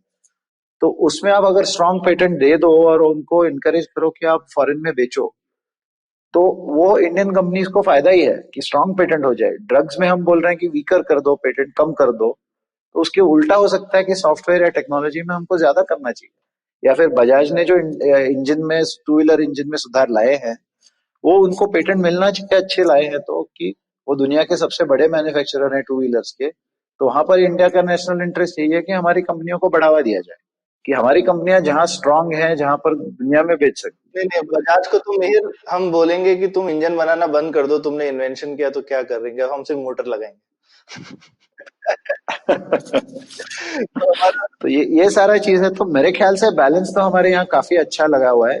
हमारे यहाँ वीकनेस एक्चुअली जो जिस तरीके से कानून फ्रेम किया गया है उसमें नहीं है, बल्कि उसके इम्प्लीमेंटेशन में है। जैसे मैंने कहा कि पेटेंट जो गवर्नमेंट एग्जामिन करती है, वहां पर स्टाफ कम है, उनको उनको इक्विपमेंट और जो सॉफ्टवेयर एक्सेस चाहिए वो ठीक से शायद नहीं दिया गया है, या फिर उनकी एग्जामिनेशन प्रोसेस इतनी ओवरलोडेड है कि इंडिया में पेटेंट मिलने में कई बार 6, 7, 8 साल लग जाते हैं। स्टार्टअप की लाइफ में तो वो आप उसमें 4 स्टार्टअप कर सकते हो, तो आप उसको स्पीड बढ़ा सकते हो, तो उसके लिए रिसोर्सेज ज्यादा दे सकते हो। फिर कोर्ट में अगर पेटेंट की कोई आपने जैसे लॉसूट हो गया, तो आपको जानते हैं कि इंडिया के कोर्ट्स हर चीज में ही दुनिया में सबसे स्लो में माने जाते हैं। तो ये भी है कि आप कानून आपके साथ है। जैसे आपका पेटेंट का केस आपने कोर्ट में ले गए, तो जब तक कोर्ट की डिसीजन आएगी और आप किसी को रोक सकोगे, तब तक 15-20 साल हो गए होंगे, और आप बूढ़े हो चुके होंगे कि आपकी इन्वेंशन से आपको पेटेंट मिले। तो उसकी स्पीड बढ़ने से काफी ज्यादा फायदा हो सकता है, क्योंकि ट्रांसपेरेंसी आती है इकोनॉमिक ट्रांजैक्शन में। लोग ज्यादा लाइसेंसेस करेंगे एक दूसरे के साथ, क्योंकि नहीं तो कोर्ट में जाना पड़ेगा और शायद ज्यादा फाइन देना पड़ेगा। तो ये आपको एनकरेज करने के लिए आपको कोर्ट सिस्टम में भी सुधार लाना चाहिए। और ये भी है, आजकल दुनिया में कंपटीशन चल रहा है कि ये जो आईपी लिटिगेशन जो कहते हैं, वो काफी कंट्रीज में बहुत महंगा हो चुका है, क्योंकि लॉयर्स की फीस ज्यादा होती है, कोर्ट्स ज्यादा महंगे हैं, हर चीज में ज्यादा इन्वेस्टिगेशन है। तो हमारे यहाँ पे लॉ और इंजीनियरिंग स्किल, साइंस स्किल बहुत सस्ते में बहुत अच्छा उपलब्ध है। तो हमको ये भी करना चाहिए कि लीगल एजुकेशन में साइंस लाया जाए और लिटिगेशन यहाँ पे लाए। सैमसंग और एप्पल को एक दूसरे में लड़ना है, तो आज की डेट में Samsung Korean company American company के साथ अमेरिका में लड़ रही है या जर्मनी में लड़ रही है। लेकिन अगर इंडिया में लड़े तो हम शायद 100 जॉब्स उसमें से तैयार कर सकते हैं कि सैमसंग की पेटेंट क्या है, एप्पल की क्या है, क्या झगड़ा उनका हो रहा है, हमारे कोर्ट्स में हो।